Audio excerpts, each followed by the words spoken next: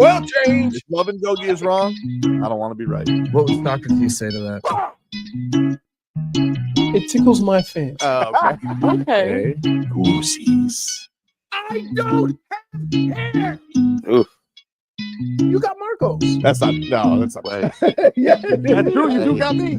Get over here, Marcus. Let me look at you.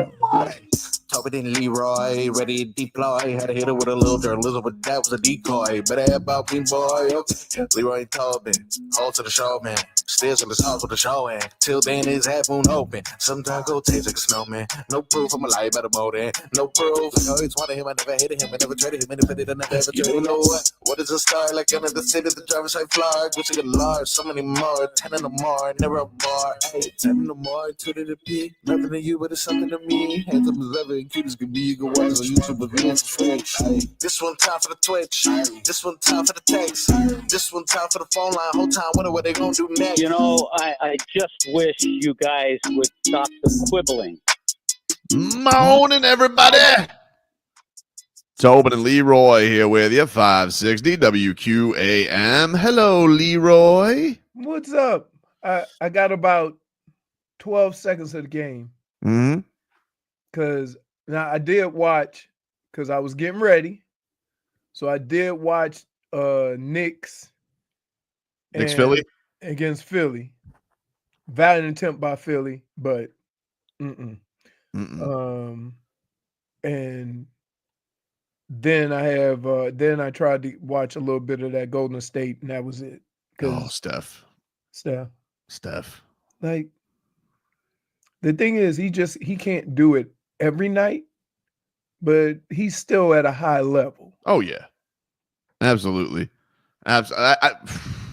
Frog boy. Boy, What's that? get that label off of your screen. That's not that. Nice, and I don't like it. That's my fault. I didn't see that there. Whoops, I meant to put. Oh, I don't think it is. No, it's an accident. Sorry. Complete accident. What do you want me to say? I don't understand. What do you want me to say? Okay, he goes out there and he took no shots. He was playing with a hurt back. What can I think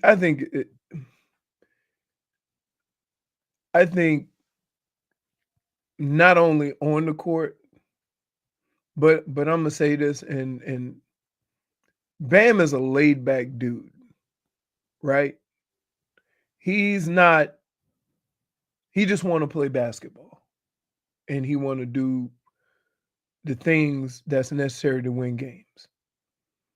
I don't think, and I think once this Jimmy thing is over, right? I have a feeling that he's going to start playing better. And I say that because he has been a spokesman for something he really doesn't have any idea what's going on. And that's the hardest thing to do. Jimmy is his boy. He's supposed to be a captain. And it's hard when players get put in a position where you have to answer a bunch of questions, yet you have absolutely no idea what's going on.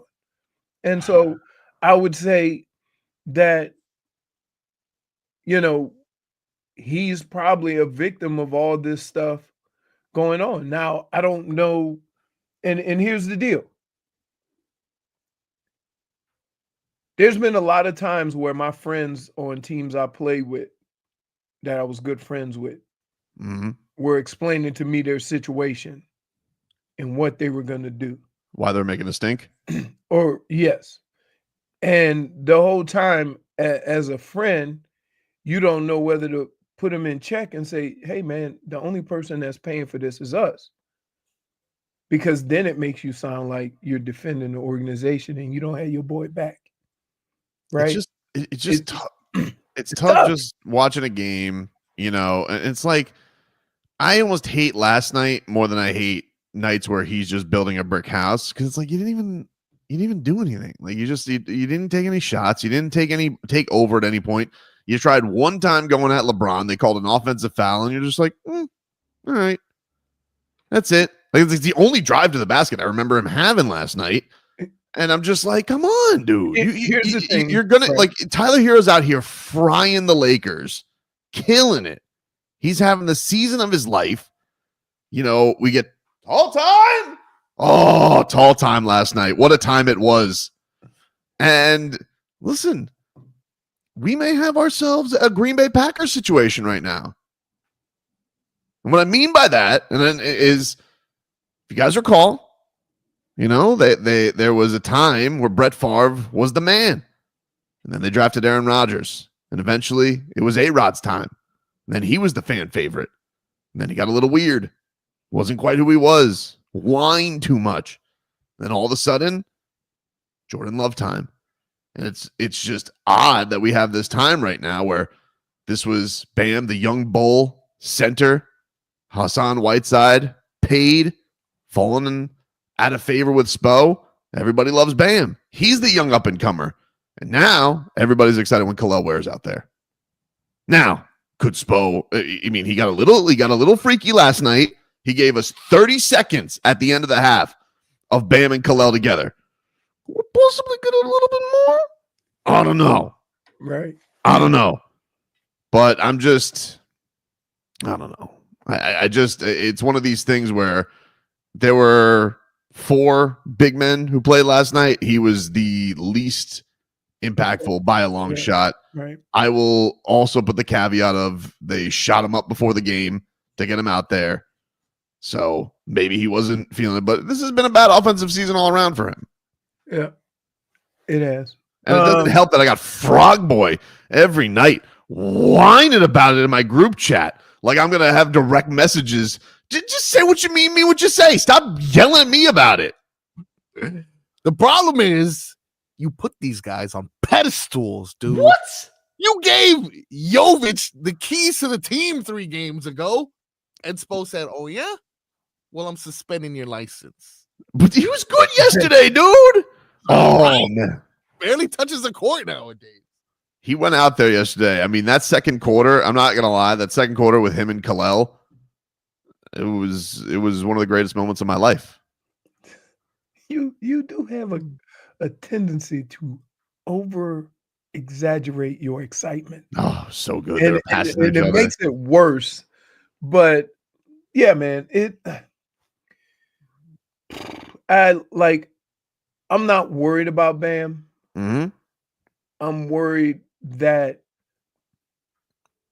maybe they put so much on his plate as far as basketball, as far as speaking, as far as all these other things that he can't do the thing that he does best.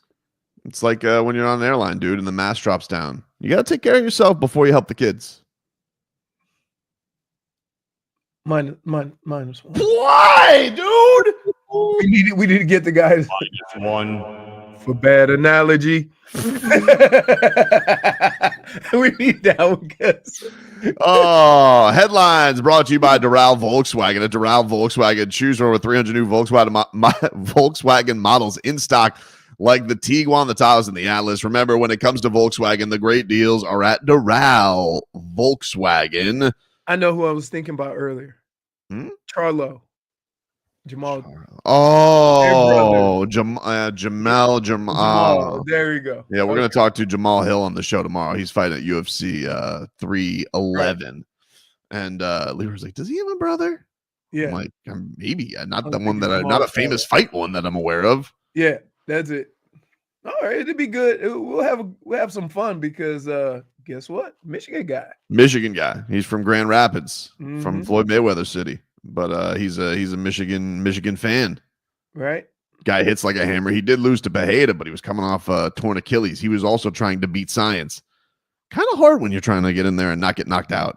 Can I just tell you, like, dude, we have trivialized one of the most serious injuries you can have in any sport.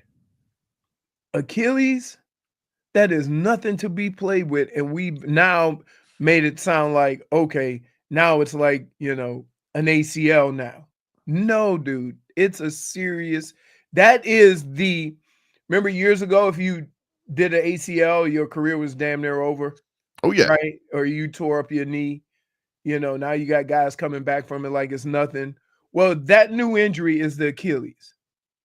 Like they've tried a whole bunch of different methods to, make it better, but that is the current present day injury in sports for reasons I can't explain, right? Achilles, like basketball, football, injury. That's an injury that you've never heard before just recent years, except with like Dan Marino. Dan Marino, like how long he walked with a limp for years when he got his. Mm-hmm. So yeah, it's not as, as trivial of an injury as we make it. It is a serious thing. Say trivia? Sorry, I heard that twice. Trivia. No, we're not doing trivia. Just sometimes Oh, no. Such a bastard. I heard that. Sick of this guy. Like, shut up before I put you on a pizza. What are you thinking with that? Put that on the dog.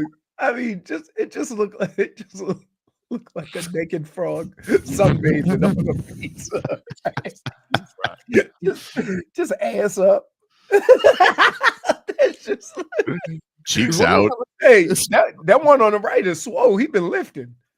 Is that a thong? Does that have a thong? No, I don't know. No, dude, that's some breading got stuck in the crack. Oh,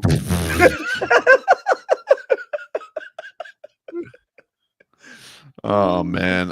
Panthers are back on the ice tonight. They're taking on the Detroit Red Wings tonight. So we'll have that for you here. You guys can listen to a little cat action as they look to build off their Winsky against the New Jersey Devils. That gets going tonight, and your puck drop from Amber Bank Arena is at 7 o'clock. 7 o'clock is when we get going with that. The Miami Heat, aside from their loss last night, they finished the road trip 3-3. It's expected that Jimmy is supposed to meet with the Heat today, and that's supposed to include Micky Arison. What could possibly be said? I don't know, dude. If the coach and Pat, if Spo and Pat and the people he work with, like once it gets to Micky, right? Like, what is Micky, or what is Jimmy gonna say to Micky? Because if I'm an owner, I'm looking at like, so all of this is because we won't pay you 2 years from now. Right. Like, say that to yourself. That makes literally that would be the hardest part as an owner for me to get over it in any capacity. I don't care, if you pay anybody for a service, right? And they say, we're going to do a crappy job now because you want to extend us 2 years from now. Yep. You're going to have a problem with that. The Heat also just announced, before we get to 15 minutes of Heat, and we'll hear a little bit of some interesting commentary on the Jimmy Butler situation. But they just announced they are bringing back, maybe I had a little lead into this, Leroy, but they are bringing back tomorrow the Vice uniforms. Oh. Goosies galore. Goosies! The OG Miami Vice jerseys are back tomorrow. I mean, when they had those, Jovic was what, 12? Dude, you nailed it. Yeah. You nailed it. Do you think we'll get to see this tomorrow? No. What? Are you booing him? That was Leroy. Leroy, how could you boo it? Boo! I don't boo. I don't boo. I don't boo players except that was the right choice. Cornerback. The Heat are bringing back the Vice uniforms. That'll be their official white jersey for the rest of the season. So I don't believe you. I mean, that's already in play. They don't decide that at the moment, right?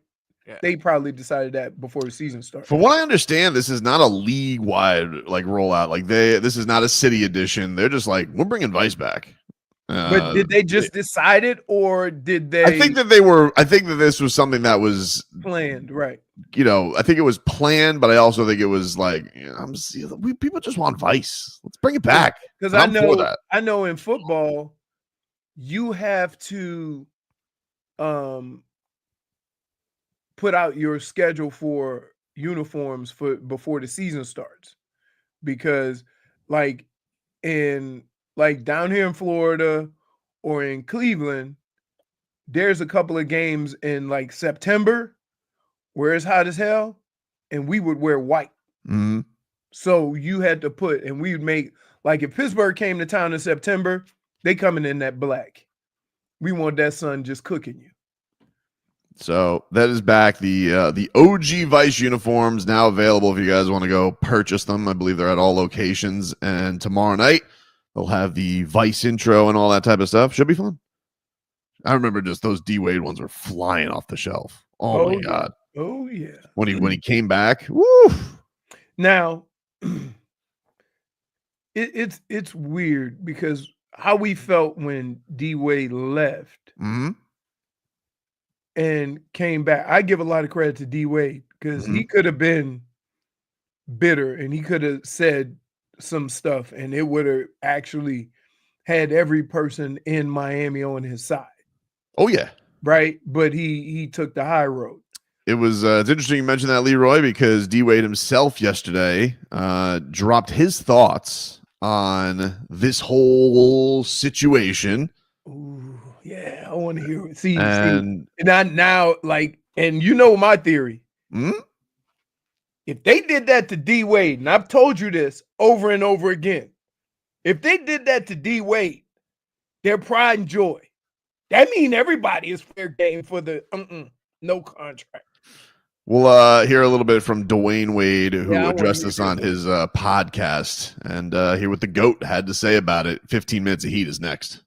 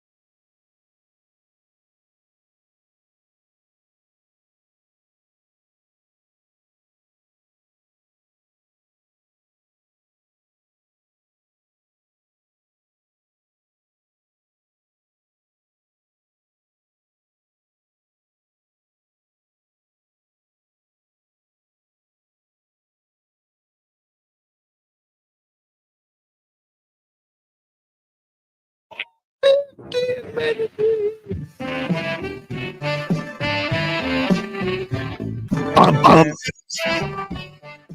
15 minutes of heat here for you, which is brought to you by Hollywood Kia. The big game is here. Tackle game-winning deals during the handoff drive-off event at Hollywood Kia. Get $1,000 lease bonus cash towards your new Kia, plus we'll double your down payment up to $3,000. Visit them online, hollywoodkia.com. Call them up, 832-930-6181.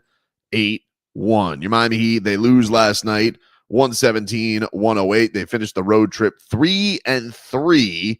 They finished the Butler suspension 3-4.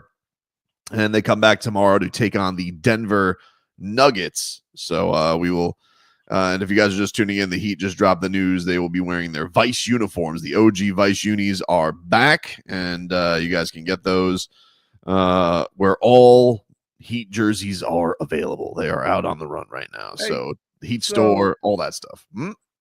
What comes to mind when you say the 7 games they were out there were 3-4? Well, they were 3-3 in the trip. They were 3-4 with the suspension. Right. Over the suspension. That's what I meant. Can you say definitively that record would have been any different if Jimmy was playing? I feel like it would have been slight. I think if you had Jimmy, and like I was thinking about this last night, I think on the trip, like I don't know what happened in the Jazz game. Like that to me, the only one that was remnants of the suspension was that first Jazz game at home. Like very clearly, that felt to me like a team that was just like mentally exhausted, didn't have anything with them. Jaime played really great in the Kings game. So, maybe if you have a Jimmy Butler, does it get away from him? I think that there was a problem, at certain points and pockets in the second half. So the last 2 games, would he have helped? Yeah, I think so. I think they probably would have taken one of the 2. I think it could have been a 4-2 trip. I don't think they would have swept it. No, but I'm saying, so like, to me, I'm just looking at it and like, you're still, whether you're 3-4 or 4-3, you're still in the same spot with or without Jimmy. Mm-hmm. That's the whole issue. And I think that's the thing that everybody looks at, is that we're making it sound like this team would be 3rd or 4th in the East if Jimmy was playing. Mm-hmm. And I'm like, yeah, I'd say arguably their best win of the season probably came without Jimmy, and that was, the Houston road win. Right. I mean, other than the Cleveland win was probably their best win of the season. Like, do you think these are 2 sides that overplayed their position? Yeah, I mean, it's very clearly gotten super petty. I mean, it's gotten, Well, I don't mean that. I mean the importance of the point that each side was making. So, for example, Jimmy's like, hey, I'm one of these top tier players, right? I can do what I want because the players always get their way. Mm-hmm. And the Heat are like, we should be getting a lot more than's being offered for Jimmy. And so you have 2 people who are kind of overplaying their hand or their situation when nobody else sees their situation like that. The Heat don't see Jimmy's situation like that, and the league doesn't see the Heat's situation like that. I get you. I think, and I think if you're going to talk about the Heat, I think the biggest criticism the front office can be given is that they always seem like they overplay their hand. I think that they get a little bit bold on these trades, and they think, the Dame thing. If everybody would have been quiet, Dame would have been. The first time the Jimmy thing happened, I mean, I guess that ended up working out because he didn't end up giving up Bam Adebayo to the Timberwolves back in the day. Right. But even that was like a huge. Tibbs was asking for another pick, and wasn't it reported that I think it was reported yet denied, but that he told Tibbs to go bleep himself or something like that. Right. So, yeah, I think that's definitely a fair criticism for the Miami Heat, and for Jimmy, I think it's the case of like it's just it's almost been like this has been such a chaotic play by him this entire time. It's like, what do you want? Like, did you want to go just get the hell out of here? Did you want to just go to one team? Right. How long have we known this? Right. It's hard to get a grasp on all that stuff. Very hard to get a grasp on all that stuff and where they're at with everything. So I don't know. It is definitely. I still think that we're gonna get word today. Just my opinion. I just think that the Miami Heat are gonna say because like even just think about it, like you're supposed to have this. You're gonna have this this rollout tomorrow of everybody's back on the road and like dude he's gonna get like they're gonna boo him to holy hell tomorrow. Right. The thing is I think you need not only clarity for everybody else, but more importantly, you need clarity for your team. For sure. Either tell them, hey, we're going to make this work. You guys, make it work. After talks with Jimmy, I can't trust if Jimmy says what he's going to do based on what he said before the season. But I think a lot of guys, it's like Tyler and the trade deadline, right? Mm-hmm. It's like Duncan in the trade deadline, right? You hear your name for 2 months, and then you realize, hey, it's like, let me just go out and play, right? Well, and the other thing is Spo just seemed so publicly done with this thing for a while now. Yeah, he's another guy. He just wants to coach basketball. So, like, if you're going to – I know he's going to be like, hey, he's going to do his best to put the blinders up and just make it about basketball, but he hates that stuff. Like, but here's the deal. No matter how much of a situation he has been presented with before now with any of the players, right? The one consistent thing about all this is none of them went on the floor and didn't play, regardless of how unhappy they were, regardless of the issues they had with the organization, regardless of the issues they may have had with Spo. Anytime he put them in, whether he cut their minutes or whatever, they didn't go out there and not play. And I think that's probably the hardest thing for him to deal with, is to see all of this that you've built, all of this culture, all of this effort, all of these things that are staples of how you do things, and have a guy go out there and just take a leak on it. I think that's the hardest thing for Spo.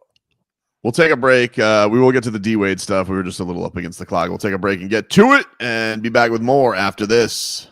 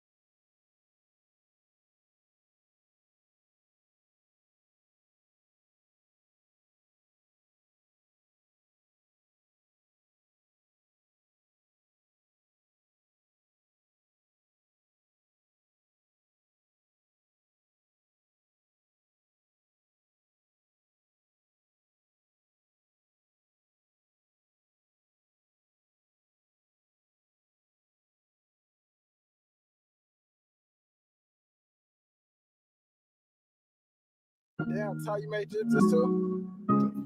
Got into you. All right, welcome back, everybody. It is Tobin and Leroy here with you. Let's quickly get to our road to repeat, which is brought to you by Celsius Essential Energy Drinks, the official energy drink of the Florida Panthers. Hockey fans, don't sit this one out. When it's game time, make Celsius a part of your play and get that energy up. Game day is fueled by Celsius Essential Energy Drinks, the official energy drink of your champs. Florida Panthers. How about this? This right here. Ooh. Don't sleep on this. Galaxy vibe. Still Good. have Galaxy vibe. you know? I'm doing a little sparkling lemonade, watermelon lemonade today. Oh, watermelon. Pretty good. Yeah, cats are back on the ice. I'm rubbing off on Tobin. I got strawberry watermelon. I'll tell you what, I'm gonna have you eating collard greens and cornbread in no time. In an egg roll. and the egg roll. The Florida Panthers back on the ice tonight. 7:00 is your puck drop against the Red Wings. Paul Maurice just said that Aaron Ekblad still out tonight. He's gonna miss. That is what fifth game for him. 1, 2, 3. No, that's six. This will be his sixth missed game. It's weird in hockey because his leg could literally be falling off for him to miss that many games, right? They don't say. No It's idea. Undisclosed. I think what people said is their best theory is he took a puck off the wrist in the Penguins game. But yeah, it's in hockey. Do you like that as a pro athlete? You must like that undisclosed injury. I don't even want them to say where the injury is. I don't even think this one anybody knows. This isn't even like lower body or upper body. Right. I think they're just saying undisclosed injury. That's because keep in mind, dude, listen. And I don't blame other teams, okay? My team would do the same thing. He's got a bad ankle, we're gonna test it. He's got a bad shoulder, we're gonna test it. Right? That's the nature of sports in general. Right? If you got a guy that can't run, you're going to put him in running situations, right? So, but to make the announcement, here's where I'm hurt, it's crazy.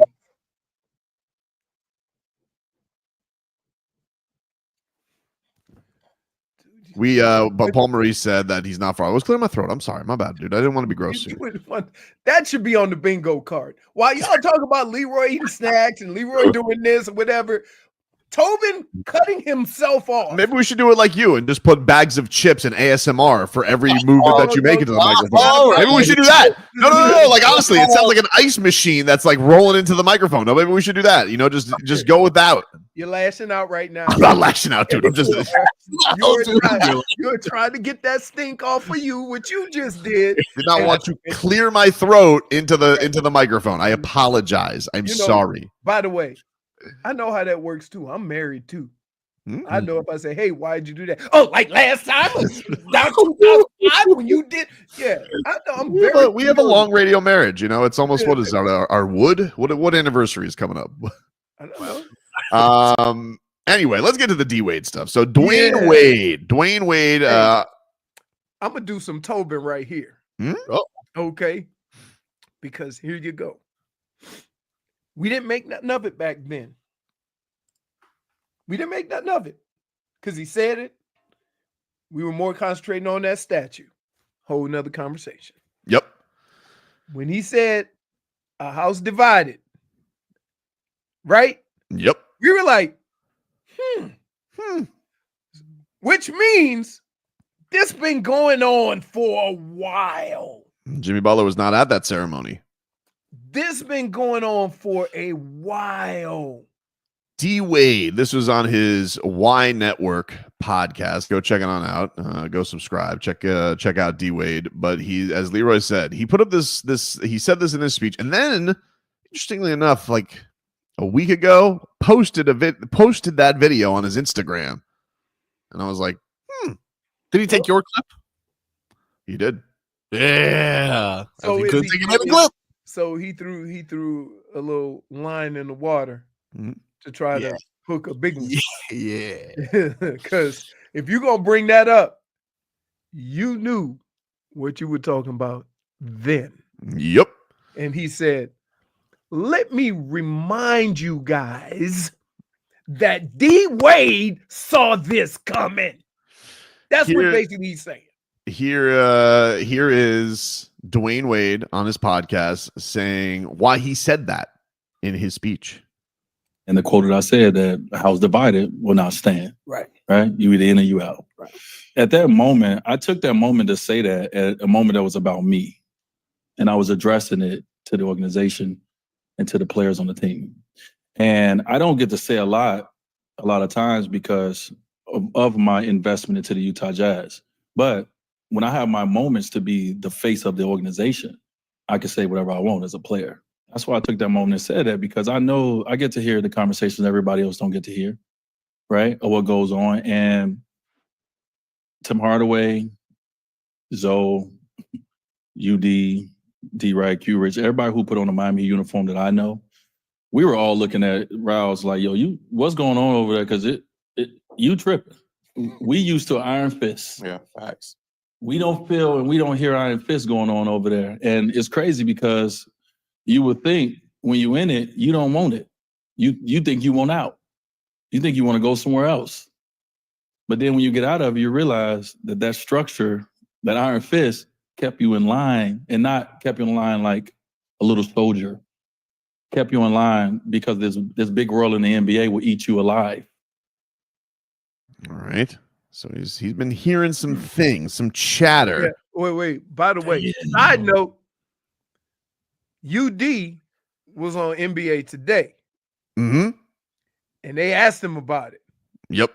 He said, y'all ain't about to get me. Not gonna get me, dude. y'all ain't about to get me. He started talking about Jaime and Khalil Ware. He said, I like that Udonis Haslem, like he's spitting on all opinions, but then they get him to the Heat and he goes, nope. He said, y'all ain't about to get me. He said, nice try. D Wade then said that he had heard there had been some bickering. So this is why he felt like he needed to send a message. I wanted to say that to the players as you hear a lot of bickering going on. We got guys, man, we got guys making $250 million for 4 years in the NBA nowadays. This is on the backs of what every player has done to get us to this point. We're making more money than we've ever can dream of as a league. And so players are doing that, and then we're still unhappy. We still mad about certain things, right? Because a lot of guys are playing for the bread.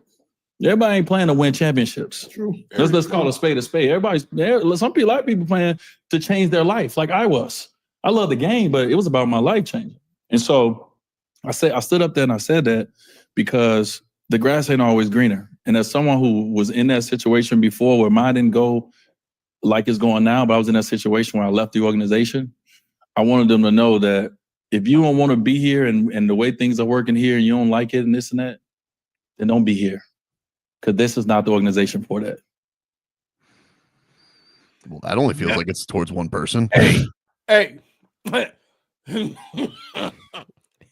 Yeah, honestly, exactly, Leroy. Exactly. Now, very rarely, and I remember this too. I remember when Bill Belichick got fired. And I think he took the attitude, if ever I'm a coach again and I'm going out being me. And if it don't work, I can live with that. But if I don't do the things the way I want them done, then I'm going to be miserable because I never got to see if what I was doing was working. Right? Fast forward to Pat Riley. Pat Riley has dealt and has coached and has had to have relationships and do contracts for Hall of Famers. A lot of them. And the one thing that they all talk about is, I don't care who you are. This is the way things are going to be done. And if you don't like it, there's the door. And when D Wade said, "Whoa, what's up? Now you don't have that iron fist." Right? And I think, to be honest with you, the league has transitioned away from that, and you have to appease the players a little bit more. Right. But I still believe that Pat Riley doesn't, because players come here. All the players that have played for Pat Riley have talked about how he runs things and how Spo runs things. And if you look at all the guys that have come up through here and have gone on to other places, they may not have had the same success, but they all got paid. I think you have a lot of the sentiments that he's going to bring up and some more of his thoughts, Leroy. So we'll take a break. We'll hear a little bit more of what D Wade had to say on this, especially his very much a hit back at Paul Pierce in his comments as well, because of course he was going to do that. Listen, you know, of course he was going to every time somebody from the Heat say something about just general basketball, Paul Pierce gets brought up. right. It's like, the Heat are, right now they searching, but Paul Pierce, like, it's like punting. It's like you're punting. Paul Pierce. Take a break. Back after this.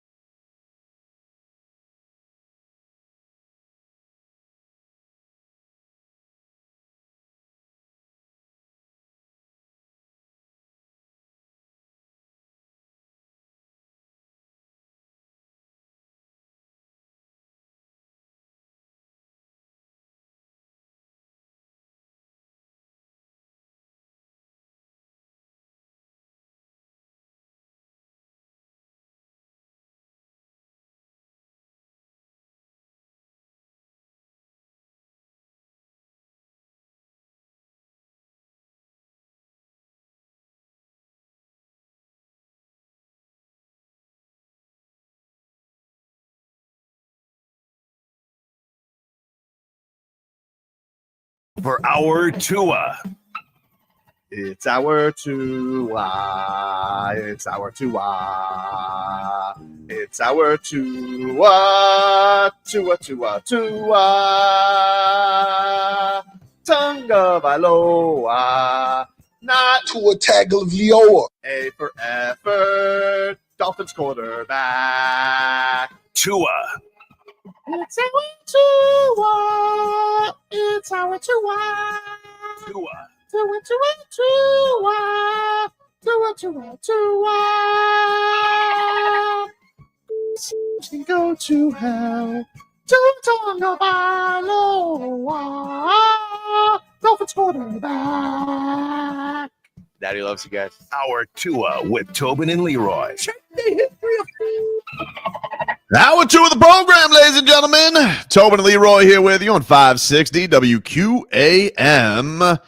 Take you guys up until 2 here on the program as we got to get to some headlines here. Brought to you by Doral Volkswagen. At Doral Volkswagen, choose over 300 new Volkswagen models in stock like the Tiguan, the Taos, and the Atlas. Remember, when it comes to Volkswagen, the great deals are at Doral Volkswagen.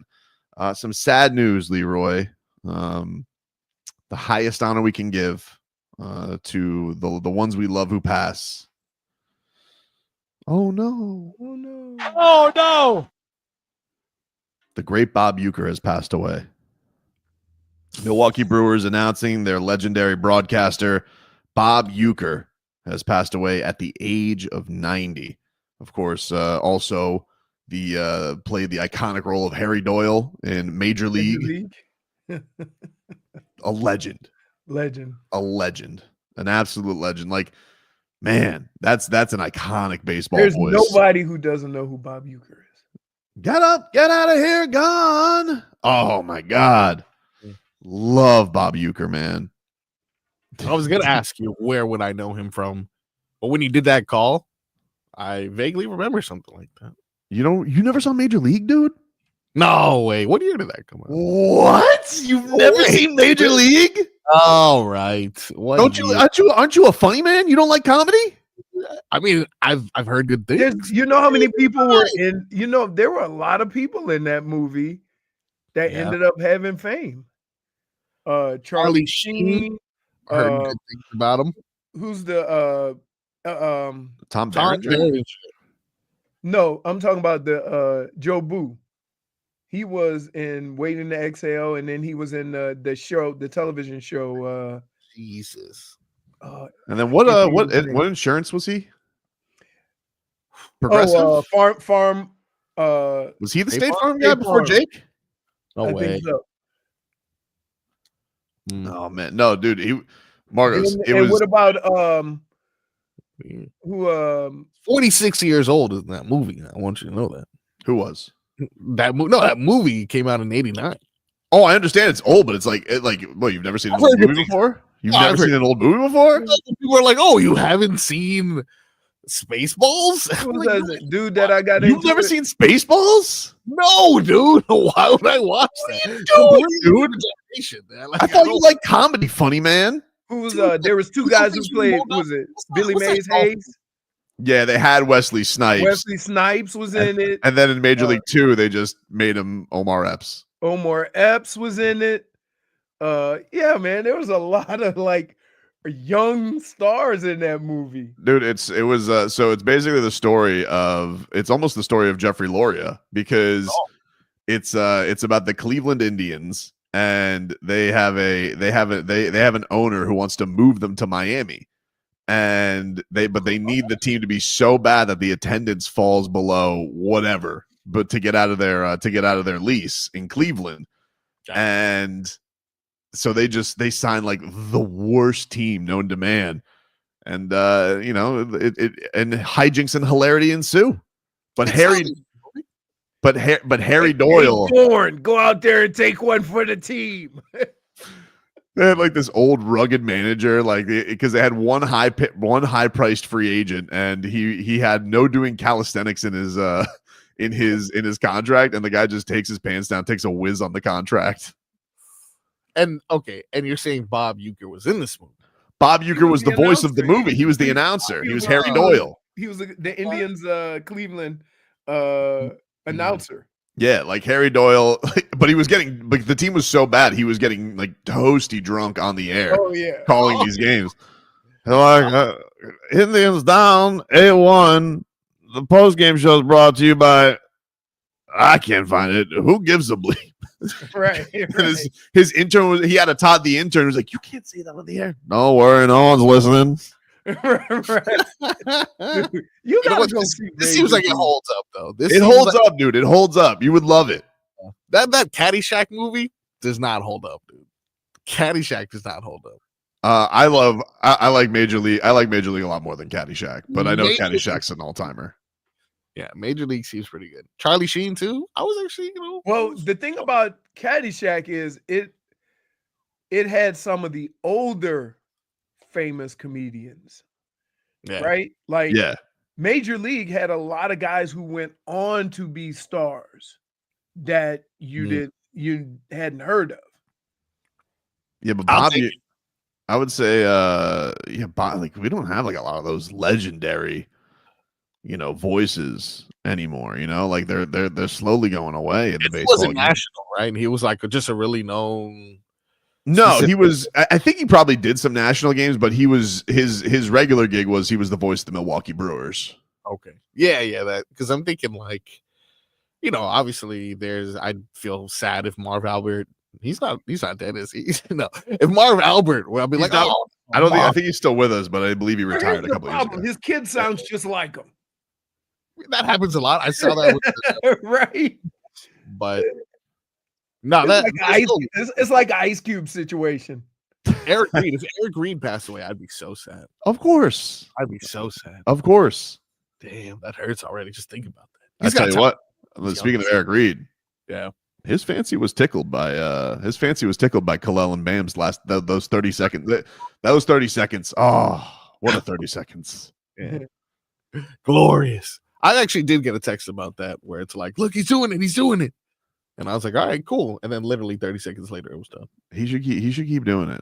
Like, Khalil was insane. Like, I just think that he gives you all the things of a young player, and the other stuff is kind of your job to get him to be kind of more focused on defense and stuff like that. And he can do that on the fly. He don't need to go to Sioux Falls to pick up the damn offense or defense. Dade South says that Tobin is like Randy Quaid's character in Major League. I can agree with that. He's never done a movie where he wasn't that dude, right? Basically, Randy Quaid's his character, Marcos, was there were these 4 diehard Cleveland Indian fans, and they were the most optimistic. It's all right. It's going to be our year. This is going to be. They're the only people out there doing the chants. And then there was just a game where like he goes dark on them and he just turns on them. Oh, we're not gonna get it done. They're gonna blow it. They're gonna blow it. What's your wild thing to make my heart sing? Like he's just like. Even if you look that up and you put images, there's just a picture and he's standing up mad. And it just says, "I told you they'd blow it." As a Dolphins fan, totally relate to that. He goes, there was one where a guy just hits a monster home run and the guys go too high. He goes too high. What does that even mean? Too high. Like it hit upper deck. Like too high. Oh, it was so That's good. not gonna get there. There was the funny part of that movie is there's different parts to it. So you got the guys up in the booth who are living it. You have the owner, you have the team, and then you have the fans. And it's all going on. So they go from here to here to here. And so the fans are, like I say, oh, that's too high. That'll never get out. And I looked at him and then it hits the upper deck. And then finally, Randy Quaid's guy, he just loses it. We're done. This sounds pretty good. It's good, dude. I'm telling you. How long is that movie? You got an hour and a half in you. Yeah, no, totally. Especially if I've never you catch a flight sometimes and they have like a crazy movie selection. This sounds pretty good. I'm down for sports shenanigans. I'm all for Longest Yard, every version of that movie. I like the Bad Dude, News Bears. if you like Longest Yard and whatever, this is more. It's funnier. The right? Rookie. I was a fan of The Rookie. That's a good baseball movie. Bull Durham. Nah. What's that? Also, there's another one. If you build it, they will come. Nah, Field of Dreams. You just hate baseball, so you just hate baseball. Maybe that's the thing. No, but this isn't a baseball. But this isn't a base. Like it's a baseball movie, but like you're not like in the weeds of baseball. It's a comedy movie. No, this sounds great. I'm not gonna lie. This sounds really good. And I'm telling you, you will laugh. Yeah. Right. Tears is a good point. When's the last time we had a good sports movie? I like Creed, but I know a lot of people don't like Creed. Well, boxing movies are different though. Come on, of course. Because like it's hard to do comedy in boxing. Right? Like boxing and fight movies are always tragic, like or comeback. Yeah. You can't do comedy in boxing. Or except the closest thing to comedy in that is Nacho Libre. Right? You see what I'm saying? Oh, the fight. What about when the what is it? Was it the Contender or Great White Hype? No. White Hype was comedy. But there was the pretty recent one of Robert De Niro and Sylvester Stallone boxing each other. The Grudge match, I think it was called. Yeah, the Grudge match. No. Or the no. I mean, dang, I'm trying to think now. I know when you think of great sports movies, obviously, you know, there's a lot you can think of. The one that I think of is Remember the Titans. Yes. Yeah. But do we have to go that far? I tell you what movie got me is We Are Marshall. We Are Marshall. Never saw it. Because it tells the story of the team after the crash. Because remember, back in I want to say 70s, Marshall's team plane crashed. Ooh. And they lost all their players. And there were a couple of guys who were supposed to be on the plane. So then a new coach comes in and they try to rebuild the team and the city and all that. Hey, though, I don't know if I can take a whole movie. Like I love Interstellar, but this was before. All right. This is when, like, you know, like what was the other movie he did with It wasn't before All Right. That was one of his earlier movies was All Right. Yeah. But this was, you know, I also like Matthew McConaughey. But it was, you know what it was before? It was before when he like just became a caricature of himself, like True Detective. Yeah. Where he's just like saying all the things like this. Right. And like when he did the when he was a lawyer in the South with what's the dude's name? Steve not why I keep saying Stephen A. With from Pulp Fiction. I can't think. Samuel Jackson. Samuel Jackson. What movie was that? It was I can't think of the name of it. What's the name of the movie? Not Angel Not for You. No.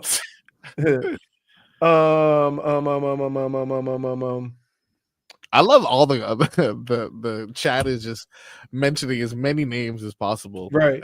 They're doing their best. I give them credit. It's probably going to be. It's not A Time to Kill. It's not A Time to Kill. That's it.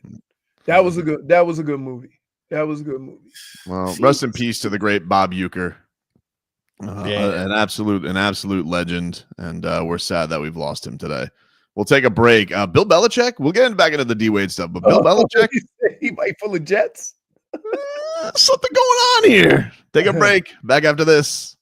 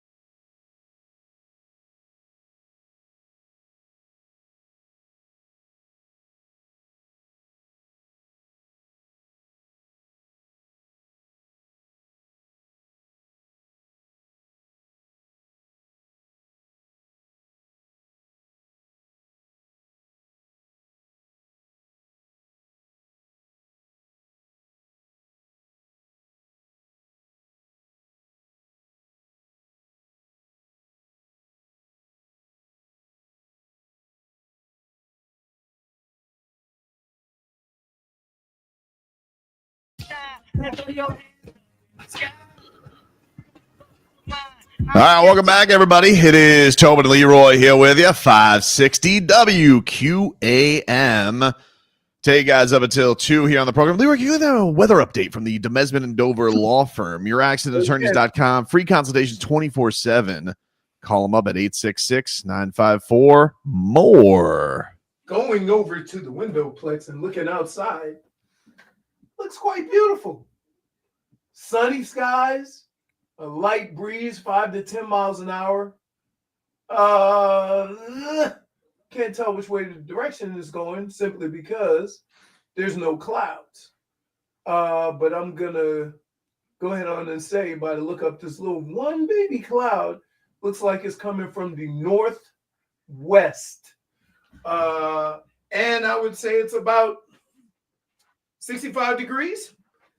I haven't been outside, so I'm merely just guessing at that this time. How do you do, Marcos? Apparently, Leroy's house is the nicest place in Davie at the moment, allegedly, if he lives there. Because right now they have it as cloudy skies with a few chances of showers in the afternoon. Currently 71 degrees, winds coming out of the east, northeast. They got showers tomorrow, too. Got some cold rain coming. Ominous, dude. All right, so this is a story that's going on right now that I guess they're trying to put out the fire on it, but Bill Belichick apparently has not signed officially his contract at UNC, which this happened with Michigan's coach this year, right? He didn't even have a contract. He didn't have a contract until like the middle of the season. Correct. But Bill Belichick does not have a contract signed. And so some are wondering if that negates him having the $10 million buyout with UNC. This was reported today by Jonathan Jones of CBS. And, you know, everybody's looking at what's going on in the landscape right now. And Jerry Jones is obviously hobnobbing, looking to get a big-time splash. There's some talk about Dion. You know, there's some job opportunities out there. Bill Belichick kind of rushed into the whole college thing before the market was set. Is there something that could interest him or intrigue him? Could anybody poach him away? You know, there was, I think, even some fodder that even Tom Brady and him could reconcile and make something happen with the Raiders. But Michael Lombardi, who drafted Leroy, he is the general manager of UNC football right now. He tweeted out on this report, Bill is recruiting in D.C. today and Baltimore tomorrow. His focus is on North Carolina football, hiring staff members, and developing the team. The NFL isn't an option, so please stop making it one. Thank you. Here's what I would say. Bill has himself to blame for that based on what happened with the Jets years ago. Now, Yes. I know it was a long time ago and the circumstances were it's the Jets. So let's be clear about that. That being said, you have to understand what he would be leaving to get into. You think Bill Belichick is going to be able to survive in either Las Vegas with that owner or Dallas with that owner? Well, we talked about this the other day with, I forget who we were talking about. I think it was with Dion. And, you know, I don't look at Mark Davis like his father. Like, you know, he had to fire John Gruden basically because John Gruden got canceled for bad emails. The league fired him. Not the league him. fired him. Right. And then he had Josh McDaniels, who on multiple stops has been a really bad coach. Like nobody seems to respect him as a head coach. And Antonio Pierce, he kind of did what the players wanted. So I don't know. I feel like that one, that, you know, I don't really get the Brady thing, but maybe Brady and Belichick are having a D-Wade, Pat Riley. Like, you know, I kind of miss it when it's gone kind of thing. You know, you get to reminiscing. Maybe he knows that he could run a good organization. I'm sure Tom Brady does feel that way and would put hard feelings aside. You can respect somebody and not like them. True. Like, let's not. It's grown folks. Grown folks, dude. Old folks. You don't have to, like, hey, newsflash world.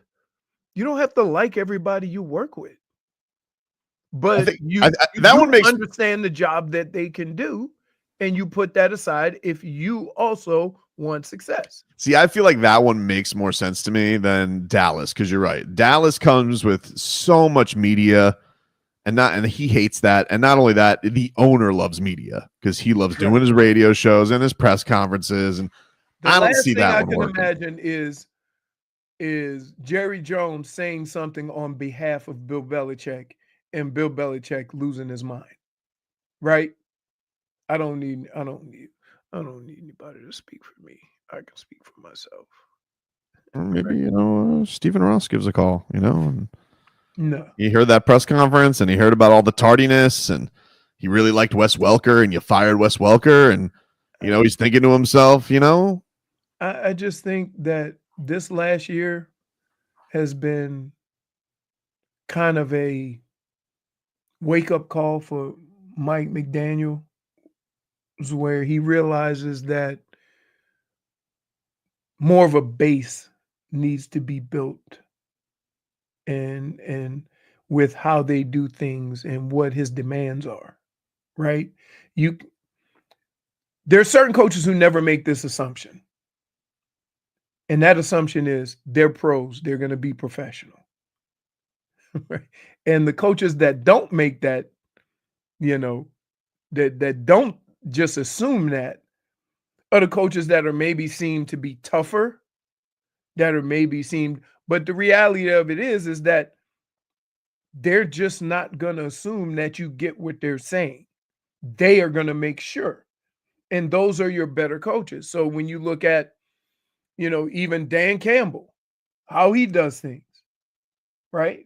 When you look at the way Bill Belichick did, everybody talks about, hey, if you're a Patriot, this is how you're doing things. If not, you'll be gone. I don't care who you are, right? Andy Reid is not as loud, but everybody seems, no matter how big you are, everybody seems to be in line. So there are some coaches that kind of do that. You look at both the Harbaughs, right? Whoever's come through there, you've never had a problem of somebody not being professional. Nah, no way. So yeah, I think that in Mike's effort, but we also have seen, like, with the Belichick thing, if he was going to stick around, like, like college, that I always feel like these things are squirrelier in college, right? And if Stephen, even if that was a $10 million, what's a $10 million buyout to Stephen Ross? Right. Here's the deal. $10 million buyout to Stephen Ross is pocket change. Here's the difference between college and in the NFL. You piss one of these kids off, there's a transfer portal. I'm out, buddy. Right? They don't, and because of the people that you're dealing with, which is not necessarily just the players, but the family members and stuff like that. If you're too hard on a player and somebody get their feelings hurt, then they'll leave, which is the craziest thing in sports. Like, you don't get a free pass, through sports. Somebody at some point in time is going to be hard on you to get you to be the best version of yourself. We'll take a break here on the show. Mix things up. Coming up next. Back after this. WQAM broadcast.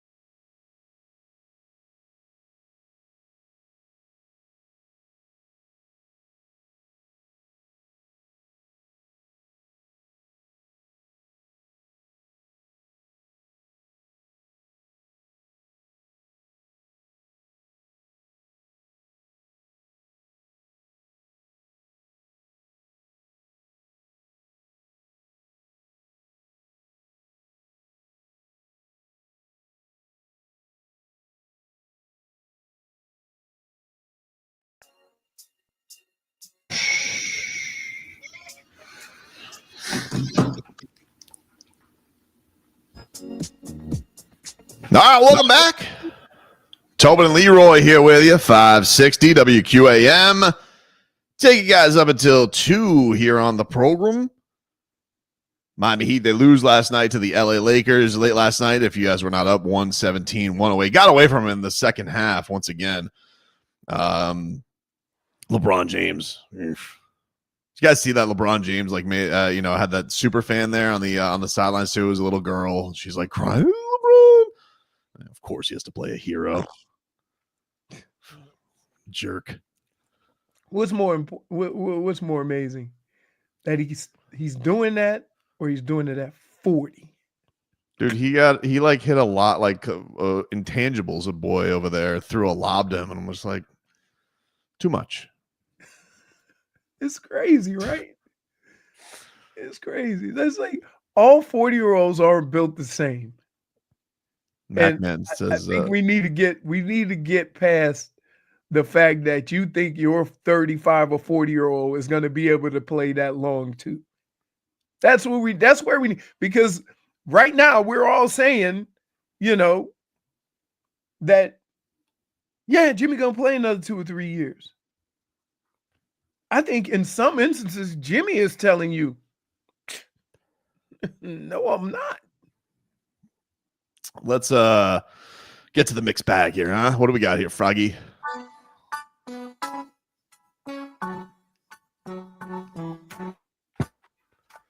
The mixed bag is brought to you by Pizza Frog. No. Is it Pizza Frog or Frog Pizza? Whatever. You thought pineapple on pizza was bad. Now, what do we got, dude? We talked about it a little bit earlier. Mm? Now we get a chance to hear it. It is Udonis Haslem doing some of the best boxing out you've ever seen. Ooh. This is UD. UD, I know you're in a spot here, but you're with us. You spent 20 years with Miami, 4 with Jimmy Butler. So I have to ask you, how do you think this plays out? What light can you shed on what'll happen Friday when his suspension ends? Well, the light that I can share right now is that Jaime Jaquez Jr. is averaging 15 points a game right now on this road trip since Jimmy's been out. Nico is averaging 13 a game. The young guys are getting a chance to develop. But if you think I'm touching that conversation, you got a better chance of wrestling the alligator. I'm staying out of that. I ain't got nothing to do with that. That is above my pay grade. I don't want none of that smoke. Let Rouse figure it out. Dad's family's from Louisiana, where there will be no wrestling of any alligators. I will say this, guys. There's one thing that we do say. You either in or you out. There's no in between. And that's what I'm going to say. I'm going to leave it at that. You either in or you out. There's no in between. There you go. So I was perusing Twitter, and I came across a video of Jimmy and UD getting into it. That's my video. Is it? I came across a video. That video is old though. That's not a very it's old. I don't care. Not a very recent video. I know it's not recent. I'm trying to remember what game that was, but I know what you're talking about. Heat versus Haters posted that video. I came across a video. See, this is why you give me no credit for boots on the ground. You guys sit here and you're just like, just do the thing, Tobin, do the thing. But when I get compelling video, you're like, oh, you did that? Stupid. No, dude, I'm telling you. No, this is a different video. I know what you're talking about. Yeah. Which one are you talking about? Oh, you're talking about the one where they fought on the bench? Yeah. Yeah, that was a while. Dude, that was 3 years ago. We ain't pay attention. What are you talking about, Leroy? What are you dude, we literally did an entire shows on the Eric Spoelstra Jimmy Butler fight. No, it wasn't Eric. It wasn't. It's like I have it right here. It's Heat Nation. Mm-hmm. So it's not you. So okay. Yeah. Okay, but did they take my video? No, it doesn't say. It doesn't say. Nope, doesn't say Tobin's name on it. Therefore, right. You're talking about the video that says Udonis on the Jimmy situation and the quote? No. Well, then what are you talking about? This is a fight from. It says he only posted it 19 hours ago, but it's an old fight between Jimmy and UD. When UD say he was gonna whip his butt. Yeah, that was the Eric Spoelstra fight. Oh, I guess. Oh yeah. Schmieden says, "Oh, had enough." Wait until Leroy finds the video of LeBron bumping into Spo. Nah, I saw that one. Oh, that's not this. Leroy, we talked about this. We broke this thing down, dude. What are you talking about? Oh, dude. Nah, we should have seen it coming. Leroy's right. They went to the Eastern Conference Finals that year, and then went to the Finals the next year. So let me. Can Writing was on the wall, Tobin. Writing was on the wall. But like, so you're a firm believer of no matter how much dysfunction you have, if you're winning, it doesn't matter. I'm not a firm believer in anything. I think if you guys are just waking up to the fact that Jimmy Butler and Eric Spoelstra have butt heads, like I don't know where you guys have been. Yeah, like he is. But I was looking at it more along the lines of when it starts with a player. It didn't start with the player though. It started with the coach. The coach looks at him and he says, "What do you want to fight me?" And that's when UD loses it on him. All right. Like it was a fight between Spo and Jimmy that UD got involved with. Right. And then the next day, UD was like, just a Tuesday. Yeah. No bigs. Because they like to keep everything in house. Are you like? No, it's just a Friday. Friday's on the wall. We should have seen this coming. We should have seen this coming. I'm gonna say stuff like that happens. Like I'm still. That fight was crazy, but yeah, like the winning did put that away. In the time they were going through, it was a game against the Warriors. I think Jordan Poole hit a one-legged three right in front of the bench. All hell broke loose, and then I think the next night they lost to, it was either the Nets or the Knicks. They got smoked. It was like the rare rut of that season, because that season the big thing was the injuries, but they kept having success that entire year, right? And they ended up being the 1 seed that year. But yeah, Jimmy's ornery, dude. Like it happens. Like that, like if everybody is just like this, Jimmy Butler's kind of a pain in the ass to deal with. Yeah. But that pain in the ass had a payoff. Like now. But the payoff is just the finals? Yeah. Okay. When have you not been part of winning does cure or winning does mask obstacles? I've never played on a team with dysfunction like that. I don't know. Like I don't know when I've had a coach or players that went at each other. Well, you were gone before the sex boat party. Yeah, but that didn't seem like, it seemed like they were getting along quite well. It don't sound like it was a whole bunch of in-team fighting. They just all got in trouble together. Man, what else you got, Froggy? We have a potential, could be something, could be nothing moment after yesterday's loss to the Lakers. We saw 30 seconds of Bam Adebayo and Kalel, where we've been seeing sprinkles of the young people getting some action, but there goes Spo with the short leash every time whenever we just get enough fun. Bam, after having yet another stellar performance, discussing. We don't all need, right, dude. I don't like. Okay, all right. How the young guys are impacting winning. They're impacting winning the best way they can. You know, they're doing what Spo wants them to do. They're trying to figure out how to play their game, but also do it within the system that we're playing. So, you know, I commend them because, you know, they're impacting winning, and you know they have a shot in this league. There you go. All right, kids got a shot in this league. They were fun yesterday. That was that second quarter. I mean, it was like it was like Jovic to Kalel to Jovic. It was like lobs to setting up threes. Like, I tell you what, man, that Kalel Ware, he is fun. It does seem like he seems like a player that warrants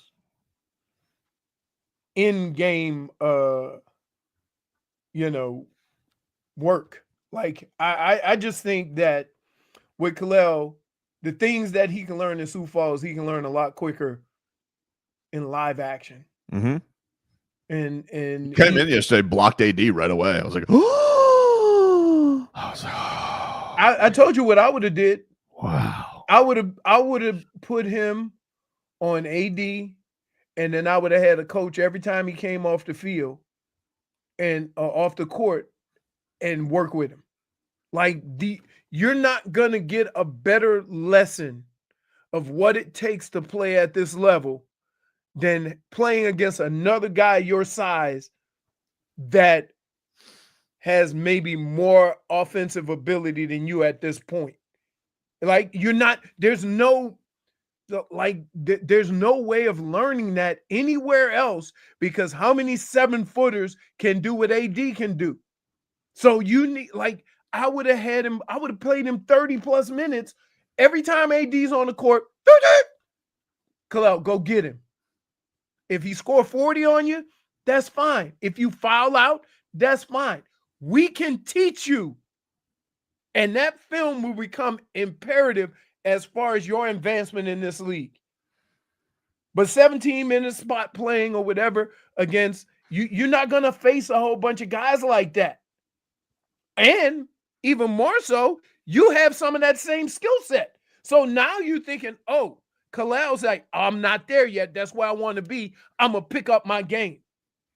But you can't do that watching on the bench. Those are things you got to learn in the line of fire during the game. And I'm telling you, I said this before the game. I would have got there. I would say, Khalil, you're playing 35 minutes. You're playing every second that AD is, and you're on him.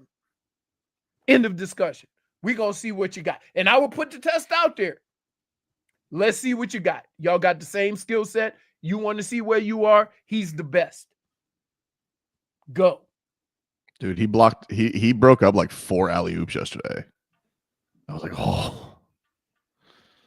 And the dunks, Leroy. Oh, the dunks. I mean, the athletic ability of this 7-footer. Goosies galore. Right? So, AD doesn't face too many athletic 7-footers like him. We played him 17 minutes. That would have been at least 30. At least 30 in my mind. Did anybody disagree with that? Nope. Yeah, how are you going to get better if you playing against guys of lesser skill sets? This is what I think. Okay. I think the closing lineup should be, all right. Because I don't want to start. I like Nico coming off the bench. I like it. He likes it. I like it. I want to keep Nico comfy. What I want to close with? You're using Spoisms. I want to use my fourth quarter lineup. All right. Khalil, Nico, Bam, Tyler, Haywood. That's what I want. So Nico, you're gonna put Nico. He can play point forward. Nico's my point center. Yep. You put Tyler at the 2. You put Haywood at the 3. Bam at the 4. Khalil at center. Mm-hmm. Oh, okay, hold on. Mm-hmm. Whoa. Wait, Woo! Tall here. We're getting tall. Woo! Tall time. Tyler, obviously, He waved his hands like the 1940s. Ooh, I think I got the vapors. Evanston. Hey, that's probably the least manliest thing you've done. Look, what man? What grown ass man? He fawned. Was that fawning? I think that's fawning. I think you just fawned over someone. Man, you got anything else in the mixed bag there, Marcos? I do indeed. We'll move on from the Heat. We get it. The young guys need minutes. Speaking of young guys, Lamar Jackson. He is now dealing with the question that plagued the Miami Dolphins every single time around this year. Are you comfortable playing in the cold? Lamar Jackson, South Florida native, answered that question. Let's see if he gets the same ridicule our boy Tua got. We have some heaters on the sideline. Bigger jacket, probably. I got to talk to Kaneko to see what he got going on. Equipment guys. They pretty much do a great job, though, so we should be good. But you don't do gloves under any circumstance. No. I tried it in practice. I was horrible. Leave that up to Teddy, two gloves, Teddy Bridgewater. Shout the out to joking Teddy. aside, it seems like you do handle the cold weather pretty well. I mean, being a Florida guy and everything. Yeah, man, I'm trying to win, so it really don't matter. I can't go into a game and be like, man, it's too cold. I can't make things happen. You know, coach them probably send me home. Eric them be probably trying to come, you know, have me go upstairs and talk to him and stuff. So I got to lock in the cold. Hey, you do realize he played in Louisville, right? He sure did. Yeah. He's also played in Baltimore for, what is he, 6 years in now? Right. Like, what are we doing? See, I hate stupid questions. Wow. This is stupid. Plus, it doesn't matter. He's been up north longer than he's been playing football in Florida. Okay, enough. And plus, he has a triceratops in the backfield, too. Like, who cares? Right. And like, it's see, I was like, sir, there are no stupid questions. There's stupid people that ask stupid questions. To ask Lamar, and keep in mind, this time of year, okay, in January, when there's snow on the ground or whatever, you're in the playoffs. So to say you don't have any success this time of year, right, probably just means that your team is getting beat by a really good team.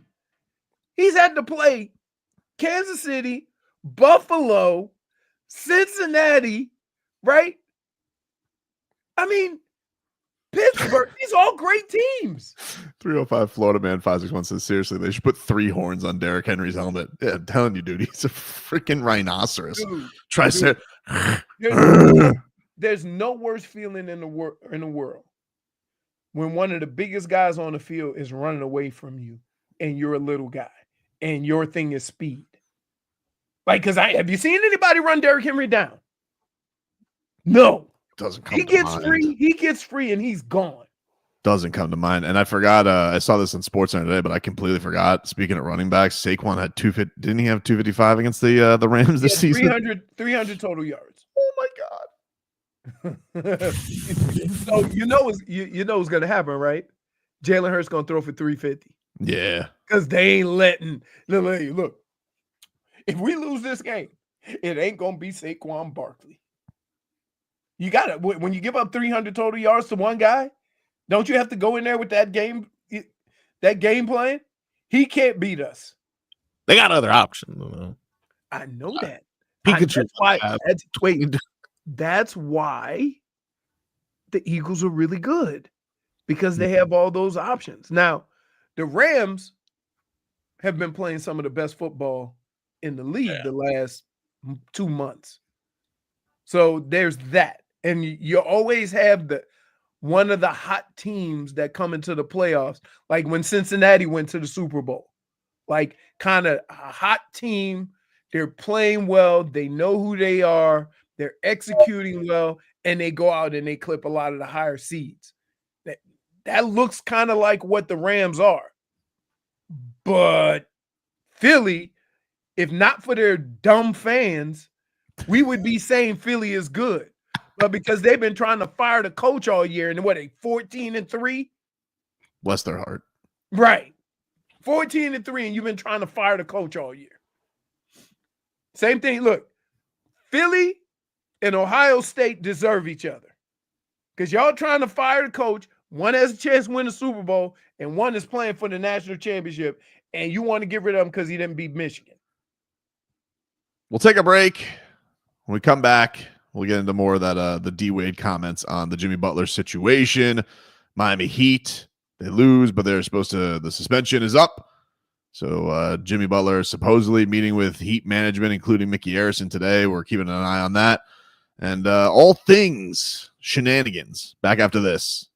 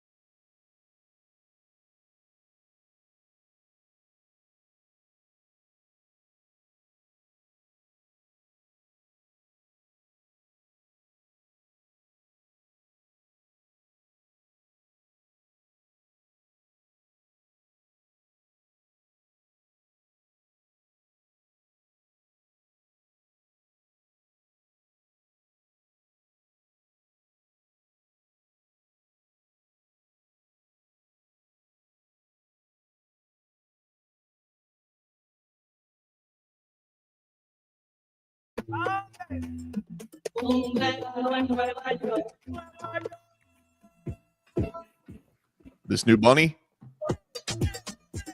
Yes, indeed. Man, I'll tell you what, this guy has had a ripple effect ever since he made this decision. Because those Airbnb prices are at Puerto Rico. Yes. And they're all like, before it used to be like, you can book it now. You can take maybe a reservation fee, but you can pay for it later, closer to the trip. Now they're like, all cash. We need it now, buddy. No cancellation. You want to know what effect you've had? Yeah. A ribbon effect.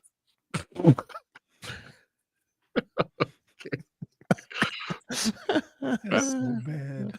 Proud of yourself. That's so bad. I'm proud of myself. Oh, let's get to headlines here. Brought to you by Doral Volkswagen. At Doral Volkswagen, choose from over 300 new Volkswagen models in stock, like the Tiguan, the Taos, and the Atlas. Remember, when it comes to Volkswagen, the great deals are at Doral Volkswagen. Heat did not beat the Lakers last night, 117-108. Panthers are back on the ice tonight at 7 o'clock.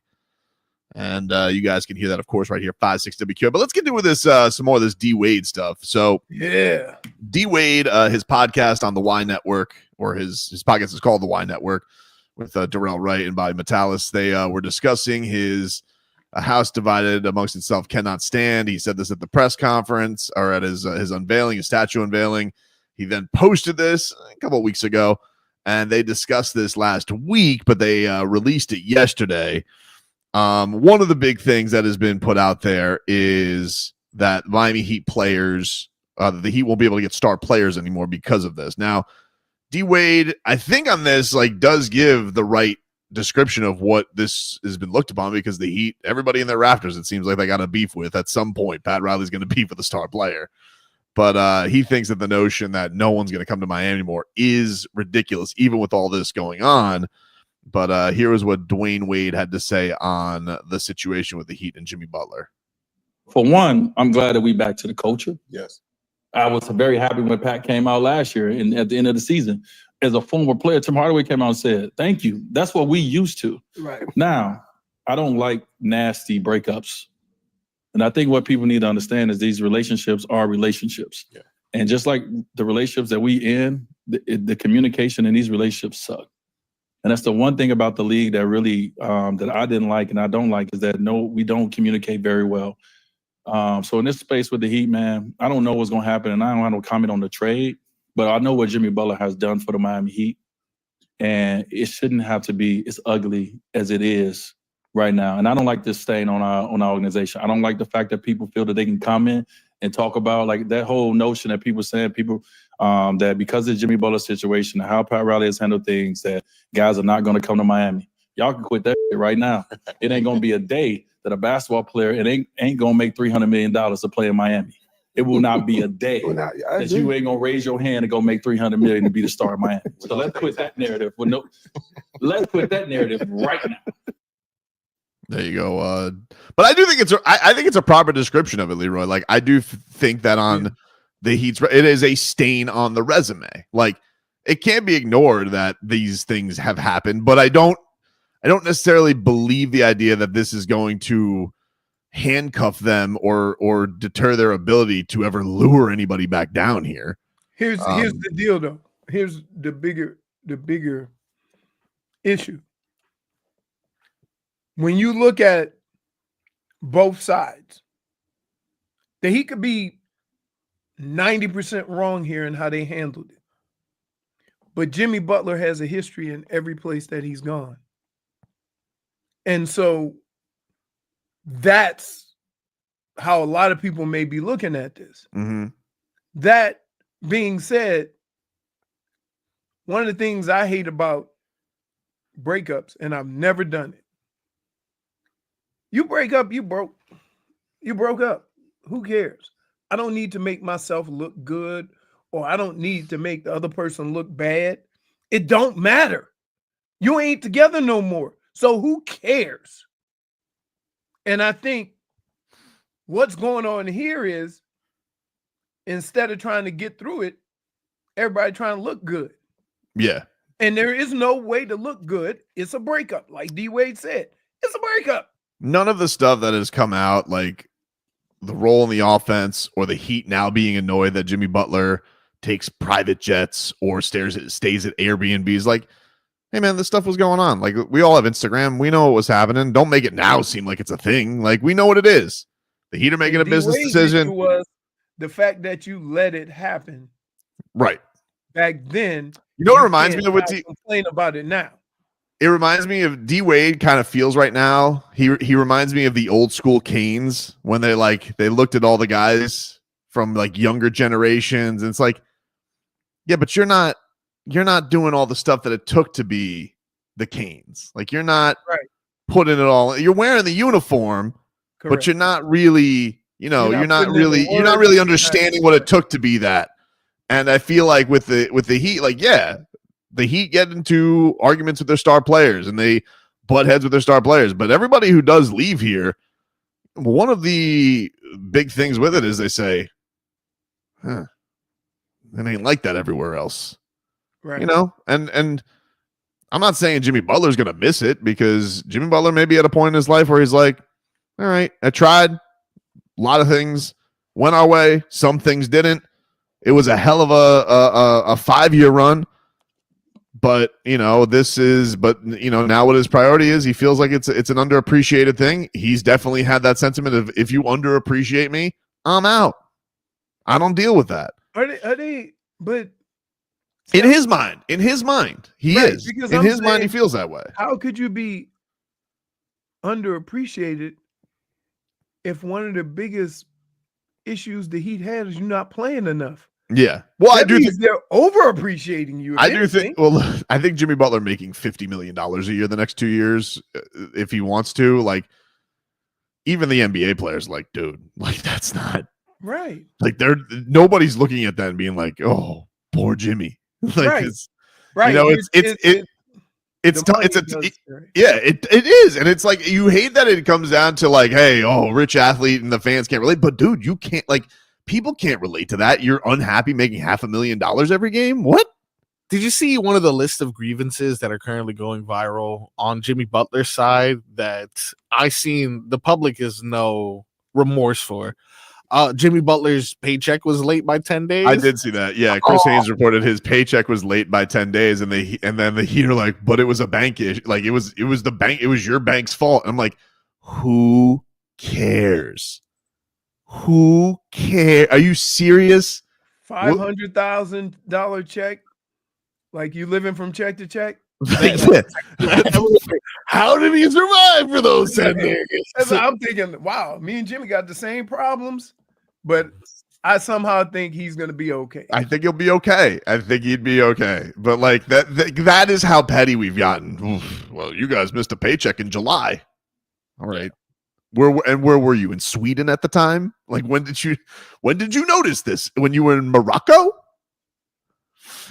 Here's D Wade giving some flowers to Jimmy Butler, but it's like, hey, Pat's gonna do what Pat Riley does. To give Jimmy credit, man, Jimmy came in when they was losing the face of their franchise and became the face of the franchise. That's hard to do. He became the person that those kids wanted to buy his jersey, wear his jersey. You know what I'm saying? And so the relationship was the Heat was a soft landing spot for Jimmy, and Jimmy was exactly the star that the Heat needed for 6 years, finals, big moments that they've had together. It should not end ugly. It's ended tragically. Right. This is tragic. This is a tragic way to end a relationship. And so as a former player, it's ugly on our franchise. It's a stain on our franchise that we continue to have the way that the relationships break up. But also too, on the other side, you don't run that organization as a player. So you get to that space sometime where you want to do things your way. It's Pat Riley way. Tragic. Damn, he's making good points, dude. He's good. Hey, this guy's good. Every one of these. Here's I miss him so much. Here's why I love this D man. Wade Please leave Utah. garners so much respect and why so many people will listen to what he has to say. He went through the same thing. And that didn't end like this. and he came back. Yep.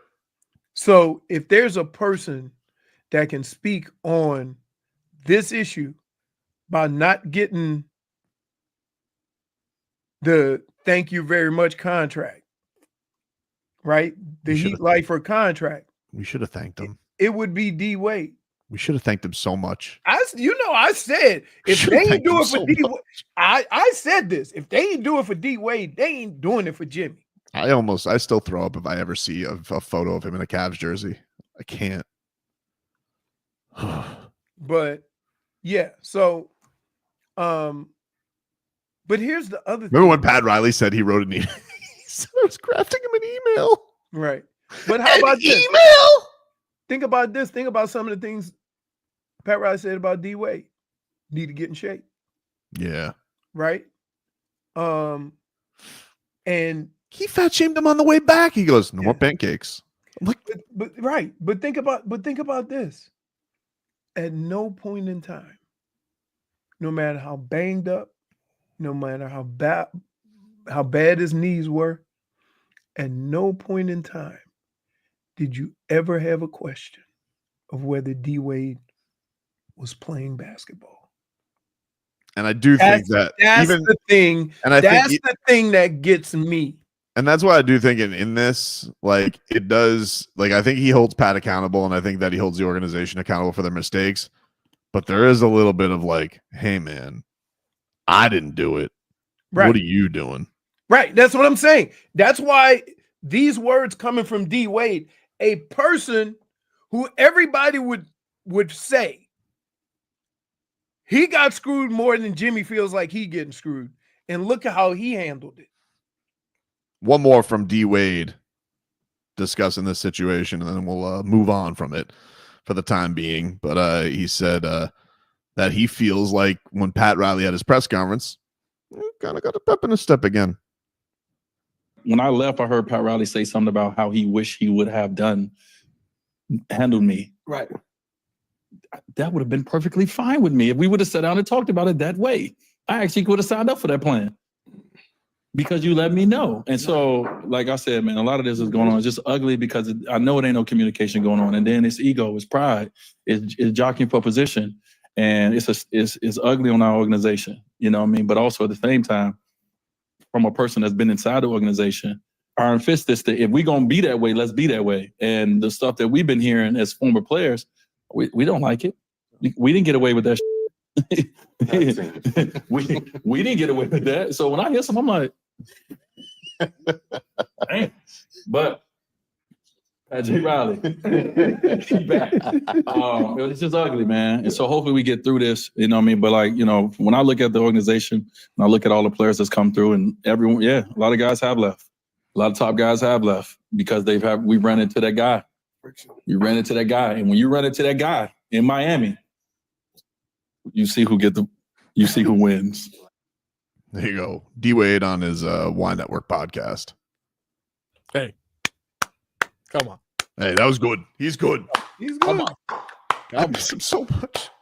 I miss him so. Can you please leave Danny Ainge? Micky. Come on. Get him away from Danny Ainge. All right? So I mean, but if you think about what he would say, I think if UD were to speak on it, you know, without having any ties, he would say the same thing. You know, there's a lot of players. Probably a few more mother bleepers in UD's speech, though. Yeah. Yeah. Because here's the thing with UD. The contract is the contract. You can fight over the contract all you want. But don't ever cheat the players by going out there and not playing. And I think the important thing that we all learned is D Wade liked Pat Riley's press conference and that Pat Riley gets pep and step back. Ergo, not my fault. You ain't getting no. No, that's what he said, though. He's like, I like that. But you're a weasel, dude. I'm not a weasel, dude. Don't say that. It started with your question. Which D Wade liked that. In fact, it kind of sounds like D Wade saying that reset the organization. And that's why he took your video, giving you a little shout out. Wink. Look, it's. I don't care because we have my whole thing is this. I don't care how much you hate the organization. Bam, Tyler, all those guys on the team, the young guys, Jaime, Kalel, Jovic, they don't deserve that. So whatever your issue is with the organization, those guys don't need to be punished on game day by the issues you have with the organization. And I think when you hear what D Wade's saying, what UD tried to avoid, right, is the issue. Everybody's had at some point an issue with Pat Riley, right? Everybody's gotten into it with Spo. Like D Wade said, it was impossible to ignore. Right. But you never, ever heard, but once game time started, the guy didn't give his other teammates everything he had. MacMan says, Bulls paid their young guys, didn't max Jimmy. Wolves paid Cat, didn't max Jimmy. Philly paid Ben and Tobias, didn't max Jimmy. He paid extended Bam, didn't max extend Jimmy. Well, they did max, but they did extend him once. They did extend Jimmy. They did extend Jimmy. He's on an extension right now. He's on an extension right now. That's the thing. Like, what are we doing? Like, is it fair to say Pat Riley should just extend him based on the last 2 years and how many games he's played? And the biggest issue Pat Riley had was, and keep in mind, as an organization, you could always say if Jimmy had given us 10 more games, we wouldn't have been in the play-in. You want to pay a guy another $60 million 2 years from now, right? And a lot of organizations do this. A lot of organizations will do this. We're not going to give you the extension, and we want to see how you respond. Because if you respond poorly, then we were right. Okay? It happens with young players. It happens in football. It happens in a lot of situations.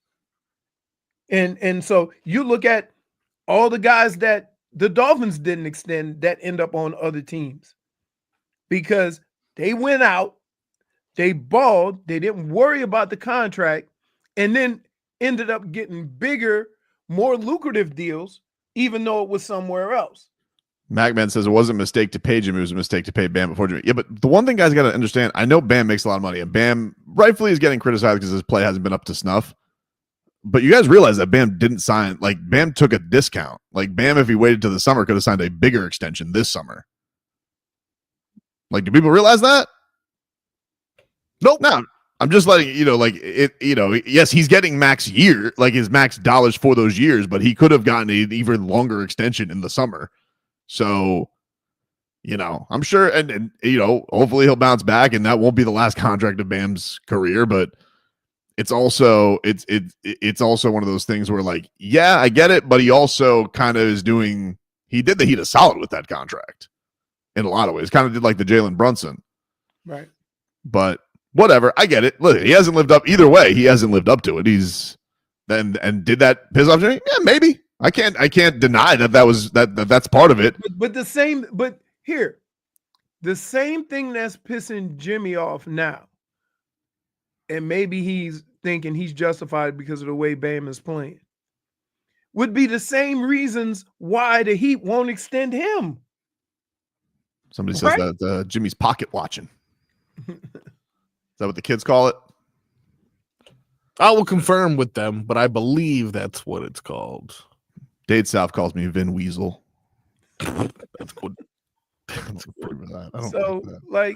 then here's the other thing. You step into a very difficult territory when you start talking about other guys getting paid on your team. Insinuating anything about another guy getting paid on your team. right? Like you and think of Javon Holland. Javon Holland has been a trooper in that he's watched every single person on that team get paid, and he's said, okay. For sure. Wilkins too. Take a break. Back after this.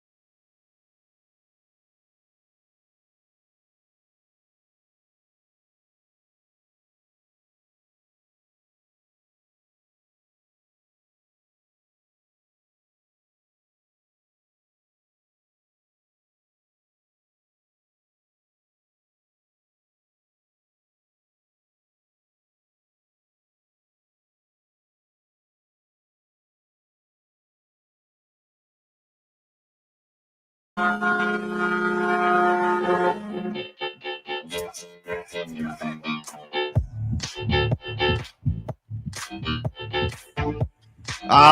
back, everybody. Welcome back. Tobin and Leroy here with you. 560 WQAM.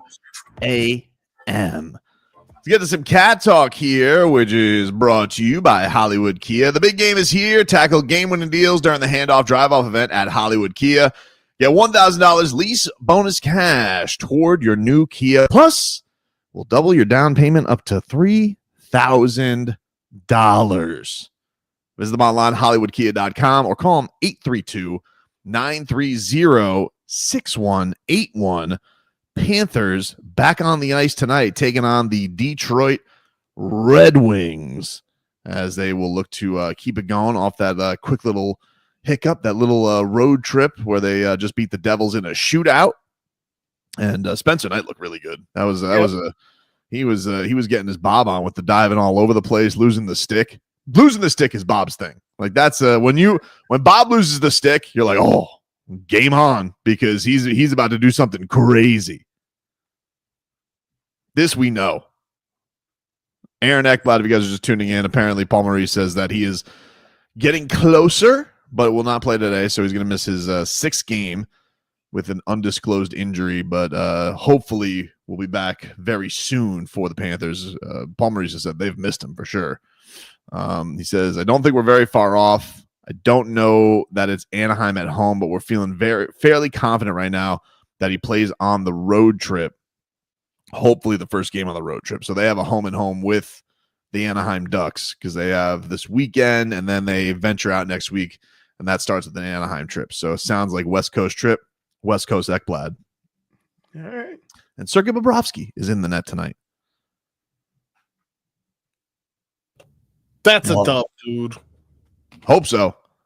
Gotta put that in my chili pepper. We're gonna do a little Bob chili pepper. Little Bob chili pepper. Little Bob chili pepper. Tell you what's the Yes Man got for odds tonight? The Yes Man's been on fire. Ooh. Are you the only person who calls him the Yes Man? Because I heard you say that with Dork yesterday, and he's kind of like, who exactly? Well, here's the... No. He knows that he's the Yes Man. Everybody knows Yes Man is the Yes Man. Wait. Here's what makes that interesting. Dude was calling him Jesper. I did it one time. And I said, no, it's Jesper.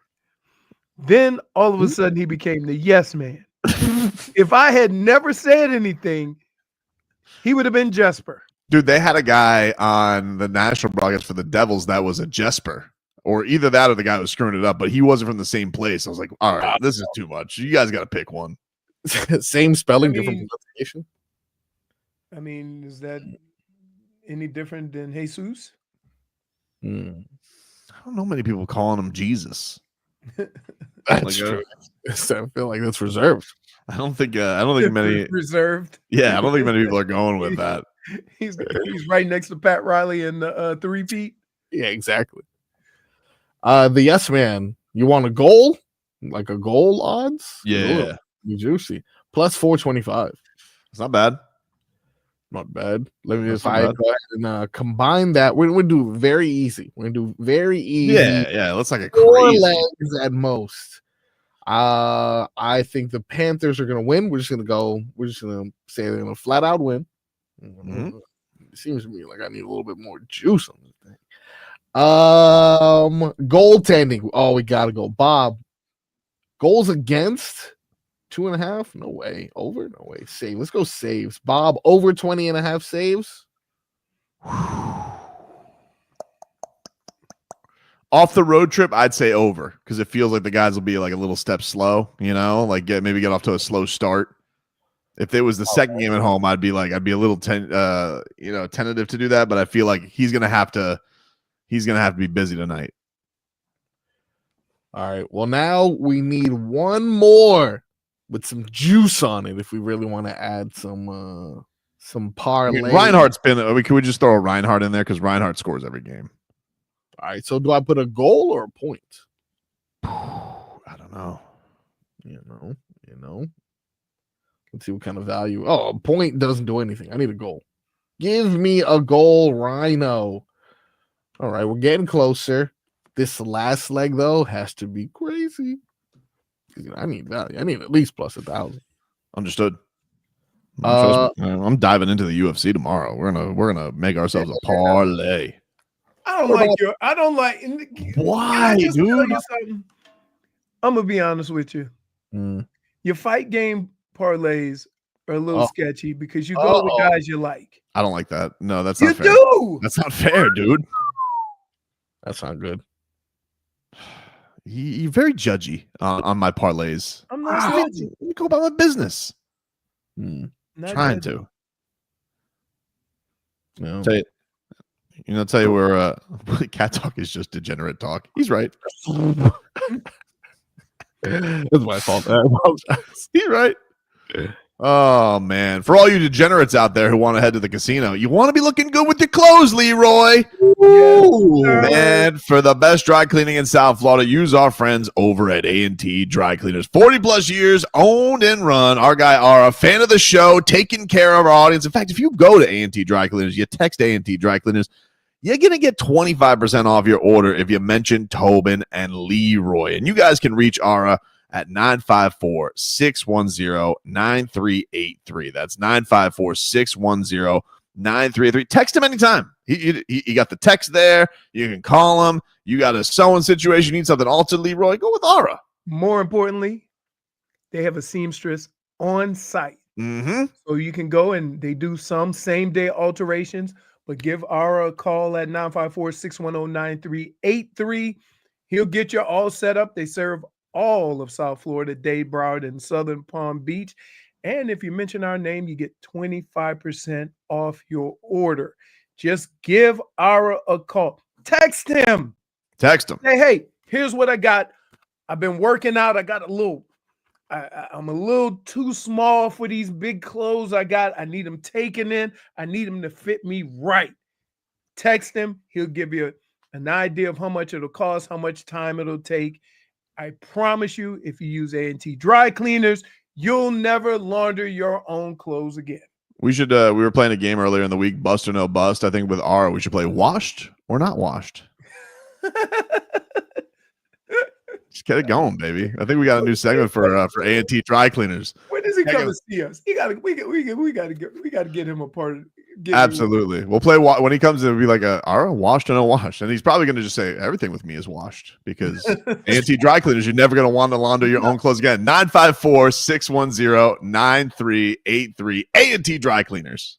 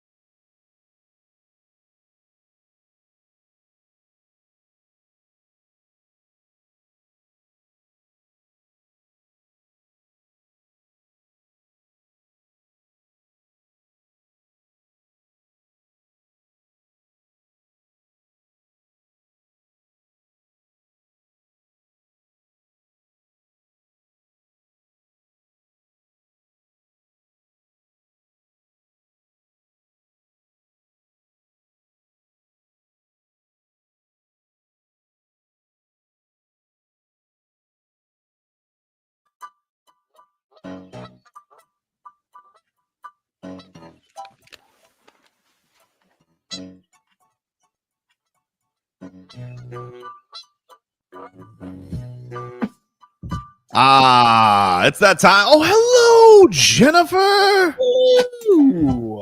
Hello. How are you today? Doing well. Leroy. Hello, Jennifer. I have a wolf on my shirt. Is that what you were looking for? No. What does that say? Cinderella? No. Oh, I actually have no idea what it says. I don't know. Thunder Bay? It says Rockville. It does say Rockville. J-Fic was probably like rooting for like the queen in Cinderella, like the evilness. Like if she's a goth person, she's like, oh, give me the one with the who was that lady with the horns? I feel like you'd root for the horns. Maleficent? Yeah, dude. I feel like a young J-Fic was rooting for Maleficent. You know what's funny? One of my probably my favorite movie, not Christmas, princess movie growing up was Sleeping Beauty. She's in that movie. Yep. See, nailed it, dude. Tobin, is your daughter into? She may be a little too old for this. Descendants? Have you been Oh yeah, she was Descendants? she was in she was Descendants for like Halloween like years ago. Oh, okay. My nieces were too. Yeah, I'm just hearing about. They actually gave me a shirt. So we went to Disney one day, for like making Not So Scary, and they made t-shirts of that movie, whatever it is, and they put Maleficent on my shirt. How about that? See, look at that. It's all connecting dots. Look at that. What do we got today, Froggy, for Goosies? No Goosies. Ooh, well, earlier in the show, we briefly discussed this, and Schmeathan kind of called it putting lipstick on a pig, but who cares what he has to say? Because the Miami Heat have returned with Vice Baby. Vice jerseys back in action. The white jerseys from a few years back have returned. I want to know, guys, does this give you Goosies? Oh, look at that. Sad. This is sad. I'm sorry. It does hurt watching that. Seeing Jimmy in the Yes. Yeah, that hurts. Maybe he'll be there tomorrow. You don't know. I mean, maybe everything's gonna be good tonight, huh? You know damn well. Let's get off that cloud. Hold on. Maybe he's gonna be there, baby. Get off that cloud. Tobin, stop lying to yourself. We don't know. Yes, we do. We don't know. Yes, we do. You don't know that, dude. Maybe the meeting goes swimmingly. Oh. Has anything here gone swimmingly? Yeah. No. Only thing swimming is a rat's off of a ship. I will say that I have the Goosies because it may be the greatest uniform this town has ever produced. Yeah. And I'm happy that it's back. Leroy does make a great point that Nico was 12 when this came out, which is kind of crazy because it feels like the Vice is fairly new, but it has been, 8 years? Been a while. So happy that they're back. They look amazing. And, send me aside one of them 22s in clearance, Ooh. Oh, wow. Not even you're sure about tomorrow. Yeah. I definitely have the Goosies. These are my favorite uniforms. Nice. Goosies. Every version of those jerseys I liked. I agree. I didn't really care. I also have the Goosies. It just looks so nice and clean. Goosies. You didn't like when they meshed them together, Marcos? Yeah, I wasn't a fan of that one. The people call it the gender reveal jersey. Yeah, it just was weird. It was just not great. I think what happened there is Nike's like, give us some more. They're like, yeah, version of it. What else? More. Put them together. And then they did the mashup after that one, right? I like the mashups. The mashups were cool. A lot of people wear those. A lot of people wear the mashups. A lot of people, because the mashup was the first time you got to like do your own thing. Yeah. Right. And so I think hands-on getting your own jersey the way you wanted it. They do a good job collaborating with the crowd for sure. They nearly had a perfect run with the Blood Reds until the Utah game. I think they nearly ran the table with the Blood Reds until that 36-point ass kicking that they took. But hopefully the Gogurt jersey was disgusting. Is that what Gogurt? That was something. That was but I liked all of the blue ones. I liked the black one. I love the black one. The black one's honestly my favorite. I like the black. The yellow ones could kick rocks. Oh, that doesn't count. That doesn't count. That was crazy. I don't want to talk about that. I didn't get that. I'm like, what are we, the Pacers? What's going on here? It's crazy. Anyway, we all have Goosies. Goosies, unanimous goose. Yep. Absolutely. Yep. What's number 2 there, Frog Boy? Number 2, Udonis Haslem put out a top 5 big men around the league. Put this out on ESPN. Fortunately, that list was missing old lover boy. Bam, don't say that. What? He wouldn't do that. He wouldn't do that. Well, hey man, he wouldn't do that. Rules. Sure, he would. Udonis Haslem's top 5. Does he have to pick Bam because he's a Heat guy? I mean, no. Like really? Like what? How is that a knock on Bam? That's his guy. That he could still gonna be his guy. Just because he says he's not the top 5 big? I need proof of this. I don't believe it. Okay, put up the list. All right, I have the list here. The list is number 1. Oh boy, hold on. Take it down. Take it down. He can't see that. Wait a minute. Listen. That's not real. You photoshopped that. You photoshopped it. Nobody cares who the top 4 are. Yeah. Usually you start with 5, you go down to 1. I was like, nope, I'm gonna start with 1 and go to 5. Joker number 1, Anthony Davis number 2, Cat having a good season in New York number 3, Wembanyama number 4, and old Domantas Sabonis number 5. Here, my question to you is this, Toad. if you look at his numbers, can you say he's wrong? Oh man. No, this guy has this crazy notion that someone stuff in the locker 3 years. He did stuff him in the locker. Anytime they took him on, he's on a little bit of a run right now. I give him credit where credit's due. But Bam Adebayo used to put Domantas Sabonis. I don't know what the hell's happened when he went to the Kings. All of a sudden, it went away. But let me tell you something: Pacers Sabonis never stood a chance against Bam. Okay, that was 3 years ago.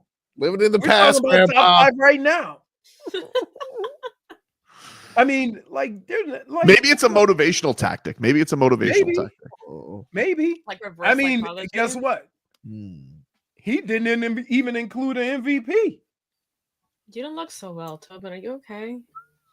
No, I'm not okay. Have you seen Bam play basketball this year, J-Fig? Can't hit the broadside of a barn. Doesn't take any shots. I mean, literally, like, anytime he drives to the basket, it's a charge. What do you mean, am I doing okay? Why would I be okay from that? What a terrible question that is. And Domantas Sabonis.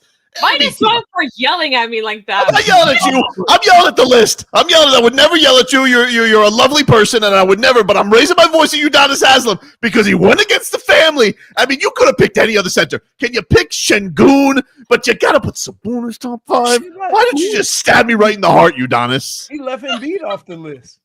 Oh, deserved. I mean, come on. He doesn't play basketball. Şengün. I mean, go look at Sabonis' numbers. I don't need to see his numbers. I know what his numbers are. He's having a better season than Bam. I understand what his numbers are. You don't have to look at his numbers. I know what his numbers are. I don't understand why you think Bam should be in front of him then. Just, you got to stay loyal. I thought we're 10 toes down. Are you allowed to have that many rebounds in a game? Is that allowed?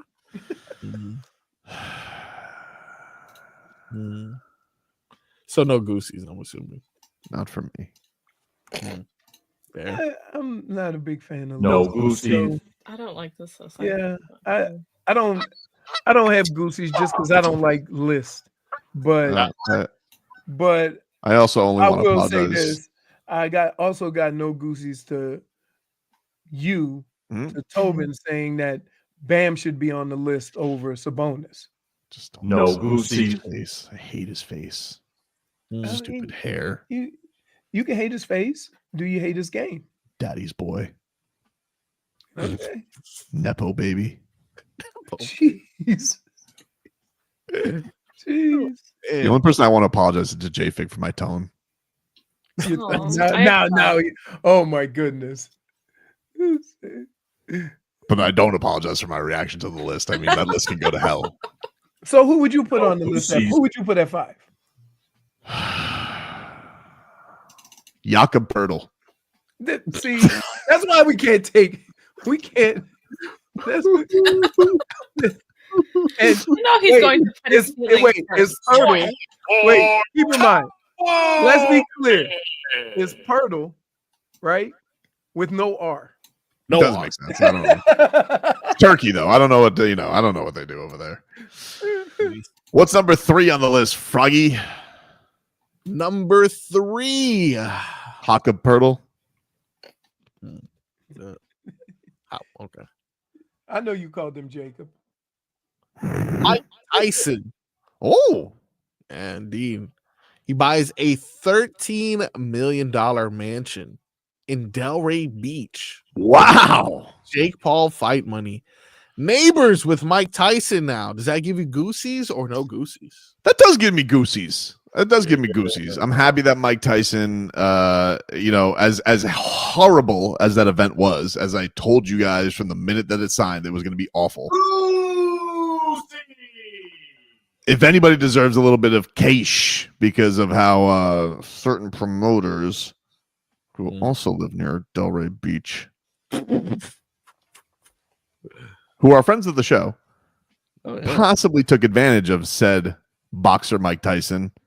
I am happy that in his later years, he got that munyon, even if we all had to see his ass cheeks. Thank you, Tobin. Thank you, Tobin. Thank you. You're welcome, Don. So I have the Goosies for Mike Tyson. Anytime I'm happy Mike Tyson got his dough. Goosies. I am amazed at how much Tyson has become beloved with all the stuff that he's been through and done. Right? This is amazing. This doesn't normally happen. Normally you just go out to pasture and whatever, but I mean, he had that tour. He's done a lot of stuff. He's been in movies, a lot of cameos. So good for him. He's still nobody will still cross him, right? He still seems like he has that ability to. Oh snap. Yeah. Mm-hmm. I'm not messing with it. Jennifer? I have the Goosies. The one good thing that came out of that fight was the fact that he can now relax at a home in Delray next to the beach. Yep. It's a nice beach. So it is a nice beach. I think there's a BurgerFi there. I like the marketplace there.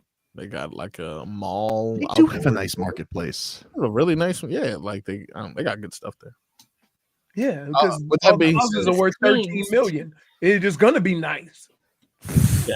That being said, no Goosies, dude. No Goosies. Okay. Why?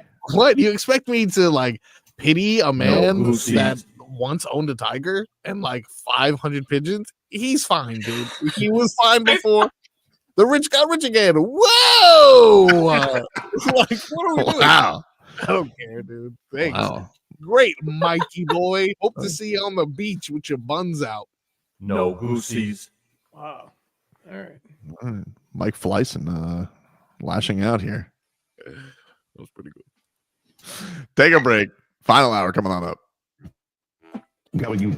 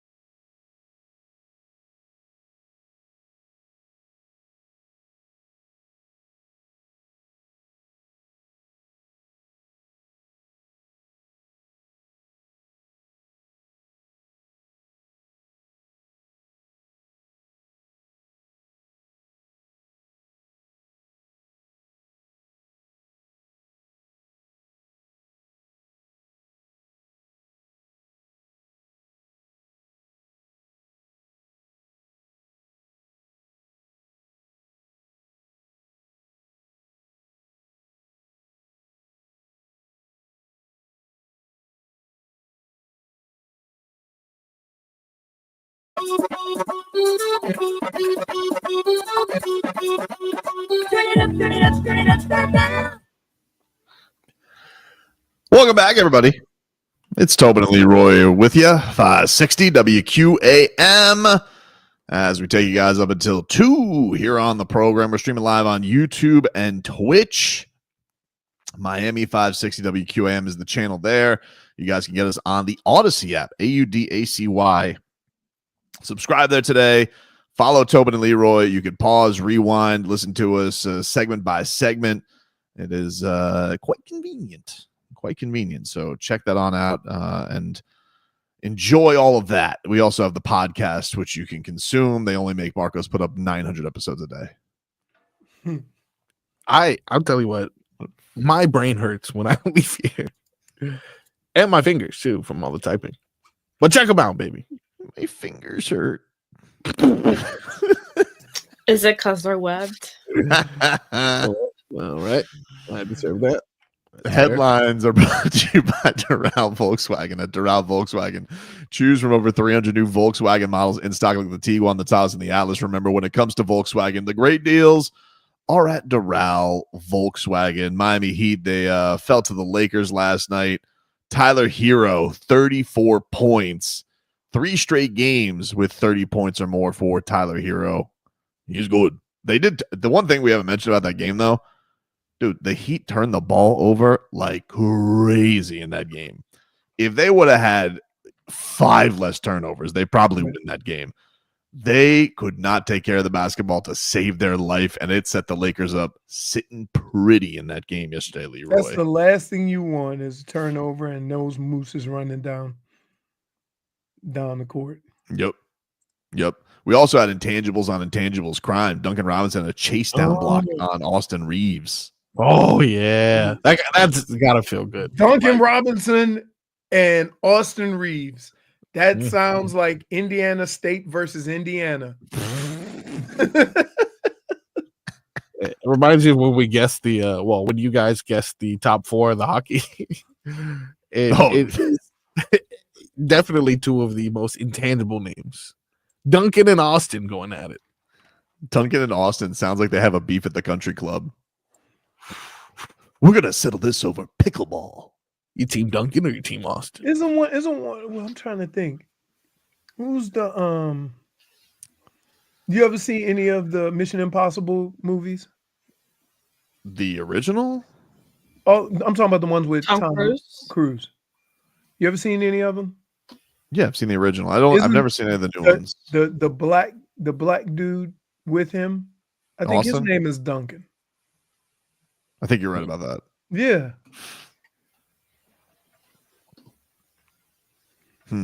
Leroy, your ability to remember certain characters or commercials is truly It's remarkable. Seriously. But you Now gotta remember to unmute your tab, which is just Can't remember to unmute his tab. Doesn't realize that a Udonis Haslem Jimmy Butler fight is 4 years old. But man, he can remember a movie. Wait, let's not forget Password. And the soundtrack, too. No, what soundtrack? No. I'm telling you. You know soundtracks. You think Dalton know Connect? soundtracks, yeah. You think That's you how think you know what, Jennifer? That's how I get into artists. Like the Cadillac commercial got me into that artist. I'm like, yeah. You'll send me a video. You send me that video of Dua Lipa. I had heard of her, but then I saw that video. Like, I'm in. I think Tyler and Dalton Connect are sitting on the side. They'd be like, "Oh, look, we have a battle between Austin and Duncan." Like, I'm still trying to figure out. Like, the Cadillac commercial was Labyrinth, right? I'm still trying to figure out what kind of music he does. That's the name. That's okay. Labyrinth. Yeah, I know what you're saying. Yeah, right. And I'm like, but so I learned from him with that show on Max. Right. What's that called? I can't think of it. No, you guys are good. Euphoria. There you go. Yeah. But yeah. So like, that's how I like music. I associate music with shows or different moments in my life. So like, yeah, that's why I always remember music. Now, I may not remember the name of the song, or I may not remember words, because I remember we were at a party one time and the music started and I was singing Jam Pony and it was fine. After like 3 verses, somebody looked at me and did a Marcos. That's and then they like basically stopped and go, "What are you singing?" So like, like it happens. Like you will hear a song somewhere and you associate that music with that show that you watch or whatever, and it kind of gets you into either that doesn't remember the party but remembers what he ate at. I do that too. I do that. It's like, man, I say, Mel, what was that party where we had those those Swedish meatballs? They were really good. Like, she goes, when? I'm like, a couple of years ago. I remember them. Let me think. She's like, get away from me. That is what we call selective memory, my friend. No, it's not. Hey, listen, I'm old. You remember what you remember, buddy. I'm like, I ain't asking to remember nothing. Almago says this segment is brought to you by Leroy's Nostalgia. Hey, y'all you don't associate stuff with that? Like, with I do at times, just not. Yeah, but sometimes you're off a little bit too. Like you did this with the MIA song the other day. No, that's the movie I heard. That's the movie I associate with that song. But you, not other. Yeah, but you called us idiots. Yeah, because I don't. Well, let me see. To be fair, I'm gonna pull a J Fig here. I've only seen parts of Pineapple Express, so I can't say whether it's fair enough. You watch Pineapple Express, Marcos. You watch Major League. Got it. Have you seen Major League, Jennifer? No way. I don't think so. Actually, you know what? Maybe because I like sitting with my dad a lot to watch TV. So possibly. Oh yeah, it's that's a TBS special, especially especially during a Braves rain delay. Awesome. But while you guys watch those movies, I'll be watching Pulp Fiction because I still have not. Oh, that's right. Oh, now I will say this something about it's Martin Scorsese, right? Yeah. Or is that Quentin Tarantino? Quentin Tarantino. Quentin Tarantino. Yeah. I always get mixed up. But here's the deal. Here's all you need to know about a Quentin Tarantino movie. Yeah. None of them are less than 3 hours. Perfect. From Dusk Till Dawn, I saw that way too early. I was way too young to watch that movie. Who was it? Again, I get these two mixed up. Who did Django? That was Tarantino. Okay, yeah. That was Tarantino. Because that movie. Woo. Take a break. Back after this.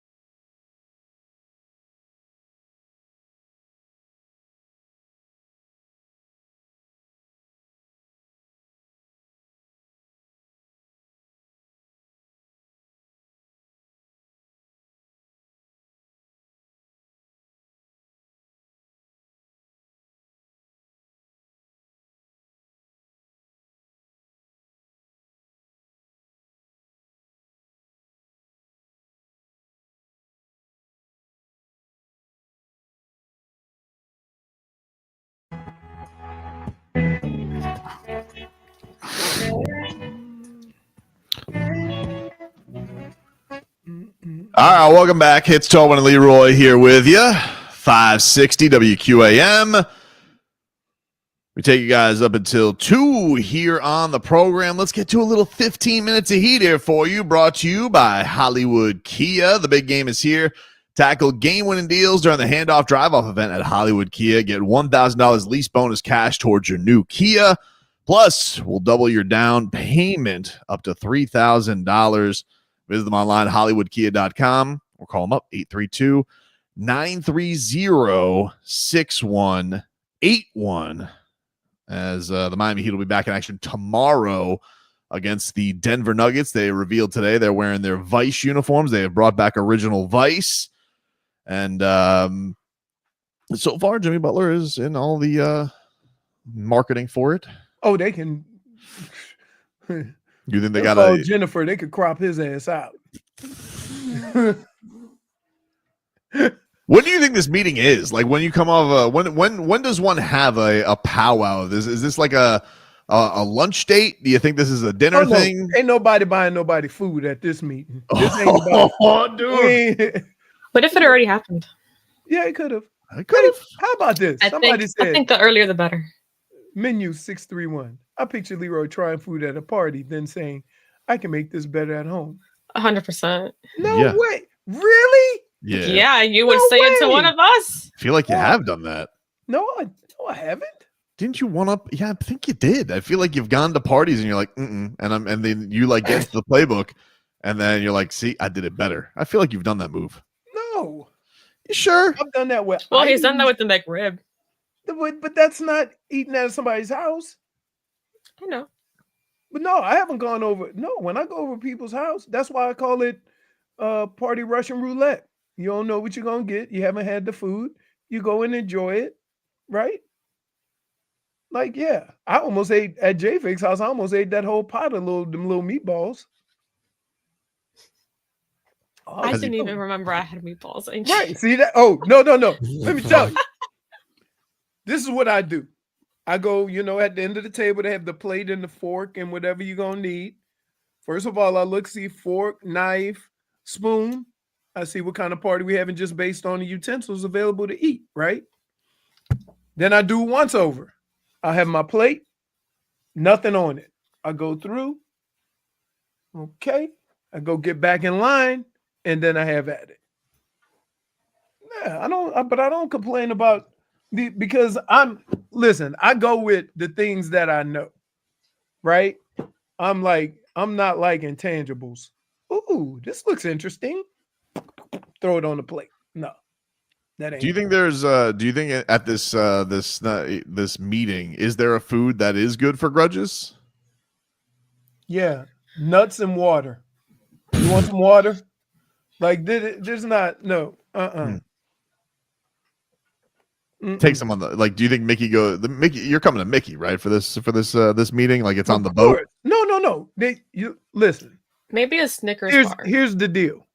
No. Between Pat, between Jimmy, Spo, whoever. When Mickey says we having a meeting, you having a meeting. I know it's Pat's court and everything, but when Mickey says it's time to have a meeting, you're having a meeting. Now, every time it's gotten to that point, there's been no more basketball by said individual who meets with Mickey. That's the last time I remember. It was right. the last time I remember a Mickey meeting was a D Wade, and that was it. So, but I'll say this: if they did that to D Wade, and you see how much they love D Wade, they ain't gonna never give in to Jimmy. Well, the thing that's weird here is like the D Wade meeting happened in July in the summer. The next day they had the meeting. The next day, I think he was on Kelly Ripa and said that he was a Chicago Bull.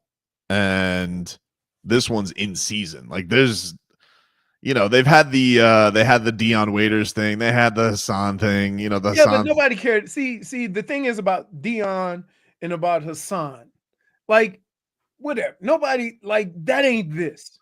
Right. It's not this. Wade and Jimmy Butler. So the fact that you have a disgruntled guy who was a role guy anyway, like that, nobody cares about that. This is different in that this is the guy who you expect to lead your team and bring them to prominence. It hasn't happened recently. And so the bargaining chip that he may have going into this meeting is gone, right? Especially when, like, I can throw one thing at Jimmy, right?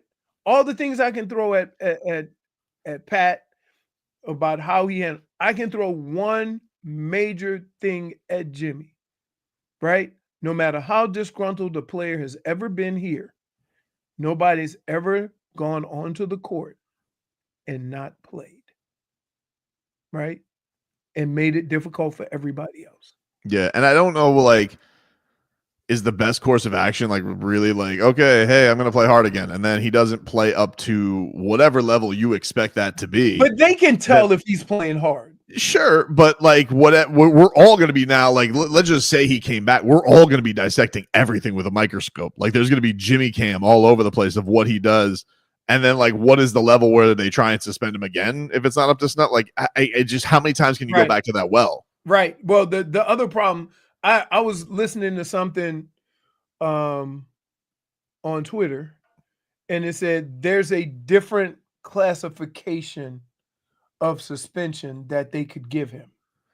No, what they did is I think they were considering. I saw Ira report this a couple of days ago. Is like they gave him conduct detrimental, which is a certain level, and they were considering, I think it's like services not rendered, which is I guess refusal, which is basically double the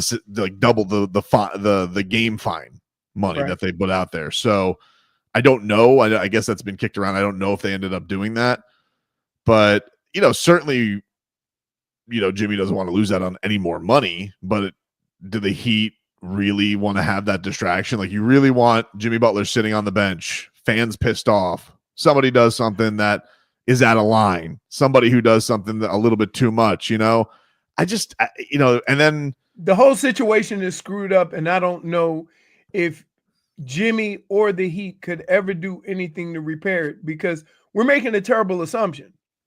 Say if they go in that meeting and say, okay, you're going to go play now and we'll give you an extension. It ain't going to happen, but I'm just saying, say if that happens. Yep. And they succumb, and because there's no way out of it. So they decide to do it, right? And their whole thought said, we'll trade him next year, right? Right. But they do it. Or like worst comes to worst, we could trade him to Phoenix. Right.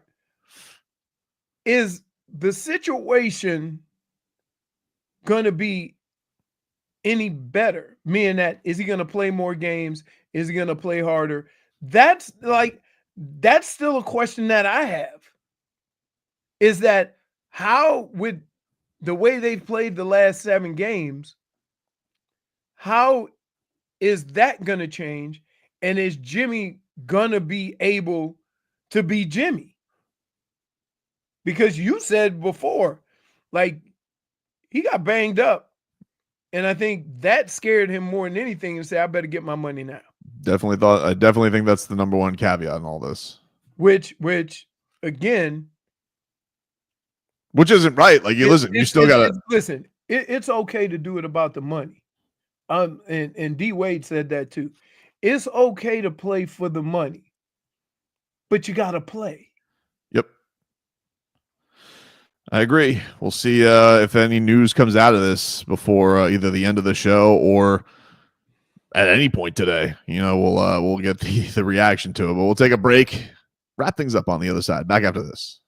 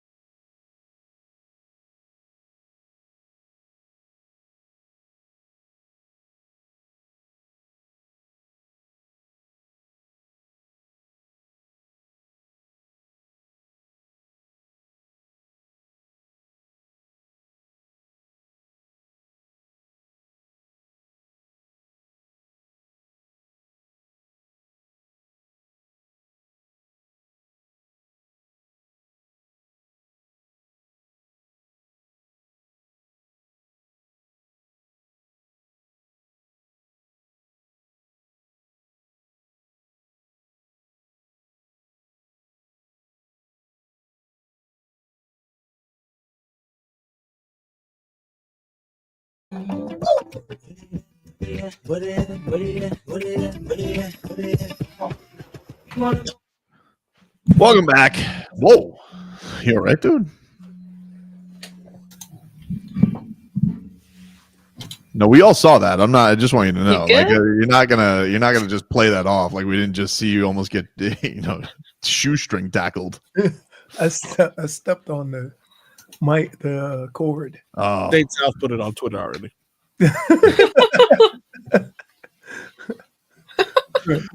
From the director who brought you Leroy versus headphones comes the sequel, Leroy versus headphone cord. That really hurt. I don't know. Just now, or when you got smacked in the face with the headphones? Smacked in the face with, or I headbutted the mic. Yep. We've had very great moments on this show for sure. It's a battle. It's always a battle. People think that this isn't a grind. That's not the Leroy Horde. He has almost more injuries in the trenches as he does in the radio studio, or just in radio in general. Yep. Get the pull hammy. Hey, Frog Boy, do you have this nude Canes defensive coordinator? Yeah, I do. What about him? He had his intro press conference this week. Great beard on him. Football. He just looks Corey Hetherman, the new Canes DC from Minnesota, and he had his intro press conference, and he talked about they're going to be aggressive. No, I like that. It's football. Yeah, we're going to be aggressive. We want to be an attacking style defense. We're going to be very multiple, and everywhere I've been, it's kind of go evaluate who's in the room. Who can we attract to where we are, and then figure out how to plug it in from there. And I think there's a lot of really good athletes. I think there's a lot of talent. There's a lot of speed on the defensive side of football, and I think I'm excited about trying to figure out exactly where everyone goes and where everyone will work. But we're going to be an attacking, aggressive style defense, and we're going to try to dictate the tempo. Oh, I love when tempo is dictated. Here's the deal. That all sounds great. Yeah. The last defensive coordinator wanted that too, and they couldn't do it. No, I never heard Guidry. Nah, I don't think not with that. Guidry. I don't think had it with that tone. I'm just telling you this. Everybody comes in with an idea of what they want to do. Okay, and then you get in front of the players, and you realize. This guy can't do this. This guy can't do that. I got to tweak this. I got to do that. And then you end up with a defense sometimes that you don't want, but is necessary to try to succeed. Glad you said that, which is why the Hetherman, he said they're not going to be a complex defense. I think we want to play fast. We're not going to be very complex. I think let the guys go out and play football. I think, when I watch the film and I kind of see who's on the roster and the guys that are available to us, I think that's something we can do. And I think, whatever logo it is or whatever opponent it is, it doesn't matter, what game it is, where it is in the season. I want to make sure our guys can just play fast. And as long as we can do that and we communicate and we play together, if we play with each other, I think we'll have a great opportunity to play any team in the country. Wow. Again, you guys forget when Guidry came in. No, I don't forget, dude. I remember. I was like, I don't know. I remember saying to myself, I'm like, I don't know about this Guidry. I remember saying that distinctly. And this guy, Corey Hetherman, he's just got a different. Excited. You got all excited about the damn strength and conditioning coach. Stop it. Oh, with his mustache? Yeah, of course. Why wouldn't you be? Again, our conditioning and strength has been great. Again, I'm not saying it will or won't work. What I'm saying is a lot of coaches come into a situation with an idea of what they want to be, and the players kind of dictate that more than the coach. So, but you also said defenses. You said defenses are stupid, and he's going to be not complex. Yeah, but that doesn't stop the players, right? If you can't read the difference between play action and a run, right? And you bite on the play action all the time, and you get caught in that middle of the field all the time because your linebacker keeps biting on the play action, there's no defense in the world that can defend that a coach can put you in. There, at some level, the players got to play. So I'm not saying that was the situation, but I will say this. What Guidry wanted to do and what he was able to do for whatever reason may have been two different things. Here's the thing, though. Sometimes you need that sideline presence. Like I could just tell when the Dolphins hired Anthony Weaver this year, I was just like, we're in good hands. I saw one preseason game of his sideline presence, and I just knew. And with Guidry, I was always just like, would like this guy to like change my oil, but I don't know how much I would trust him to run my defense. You know what I mean? That's not what you were saying when he. I think that's what I said. I'm pretty sure that's what I said. No, it wasn't. And now, I think it was. And we got with Hetherman here. We're gonna stick together like birds of a Heatherman. Let me. Don't let that slip. Don't let that slip. Go quickly. You heard what he said. We'll pause. Why? All right. Pause. So. The dog is back here chewing. You understand? Because the mascot is an ibis. That's a bird. Give me that. Yeah. Controls the weather. Well, doesn't control the weather, but reads the weather. Here. Again, I'm going to keep saying this. You are limited by what your players are able to do. I don't care how good of a coach you are. That's okay, though. But that's okay. Because you want to know why? Because he explained exactly what he's looking for in a player. What does that have to do with the players? He knows what he wants. Here he was. That doesn't. Defensive scheme doesn't make your players better. And we're going to talk about swarming. The three things I talked to them yesterday about. I want you guys to love football. Like when you walk in, be excited to be here. I want it to be I can't wait to get to the football building. I can't wait to, lift, run, eat, whatever it is, practice, watch film. I want them to enjoy being here. And then when we play, I want to be we want to strike first. We want to strain all the way through. We want to, finish, on the ball carrier or on the ball in the air. But we want to be a physical football team, and then we want to play fast. We want to swarm. And I don't want it to be a thing where we're constantly thinking or we're, there's a lot going on. We just want to line up, understand what your job is, know my alignment, know my job, make sure my eyes are in the right spot, and then go play fast. And that's the biggest thing we want to get across. And I told the guys yesterday, I was like, listen, there's going to be mistakes. There's going to be times we're wrong. Of course. I don't care in spring football. I don't go do it, but be 100 miles an hour because now you'll learn from it. And now that won't happen in the fall. As we get through spring football into fall camp, by the end of fall camp, we'll get that out. We'll get that behind us. So now you just have confidence. You have trust in the defense. You have trust in your teammates around you. And you just have a belief that we're going to go out and get a stop every single time. And, I think that's been kind of how we've done it in this system in the past. And I think the guys just believe in one another. They play fast. They trust it. And, there'll be mistakes. There'll be things that are wrong. But if we play fast and we play physical, I think that erases a lot of mistakes. Man, I'm in. Dude, you are a sucker. Dude. I'm not here.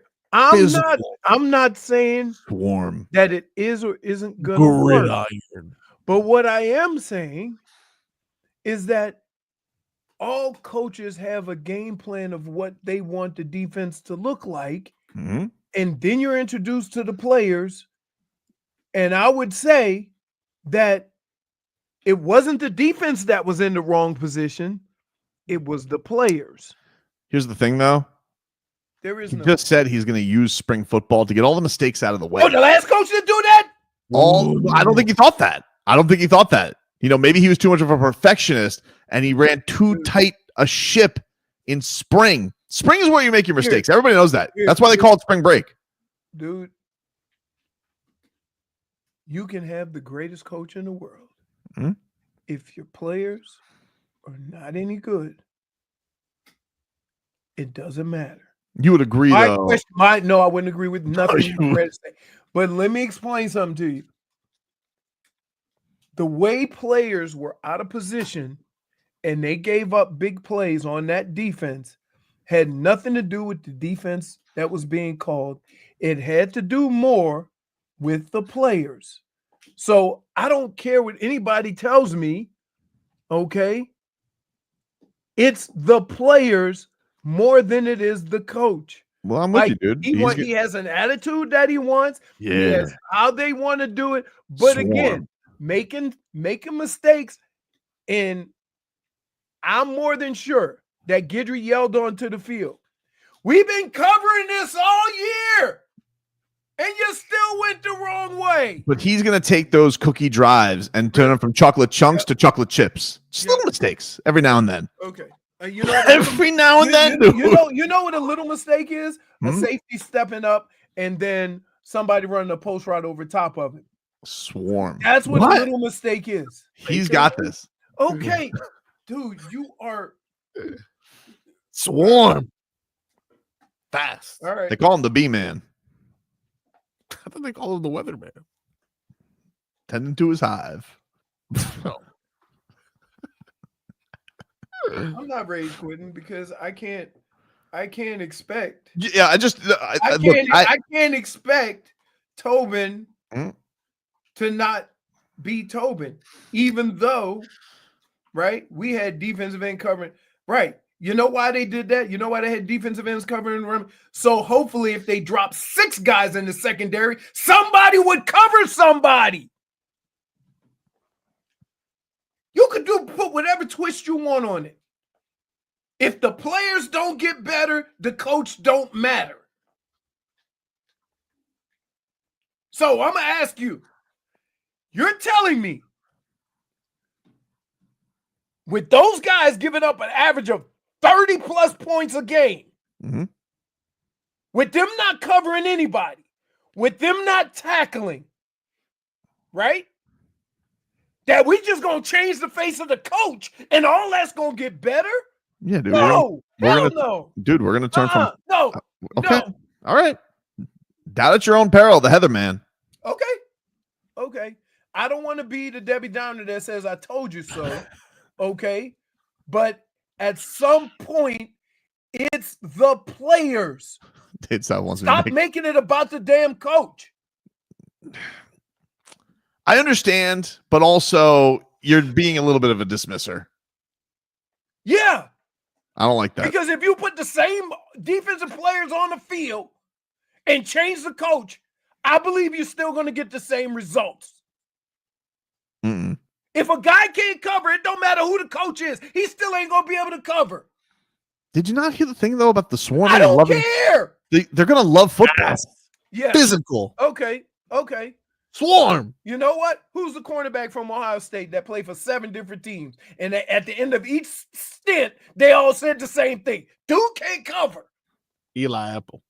Eli Apple still falling for the double move. I could hit him with the double move in the Pop-Tart aisle. Woo! Get them cinnamons. I'm out. But he's not a swarmer. That's right. I would rather a defense be a swarmer. You know why? Because they fall for all the trickery. He just said they're going to strike first. Okay. That sounds great. That's what I want to hear. With the same guys. If the guys are the same, they're not going to be the same, though. Why do you keep saying that? They're going to go into the portal. They're going to get guys, and they're going to be Hetherman. All right. Ooh, they're going to earn that. They're not Guidry guys. They're going to be Hethermen. Stop. Oh, that's what they're going to be. Oh, and we're going to swarm. Yeah. Cobra Canes. Strike first. Strike hard. No mercy. Yeah. Okay.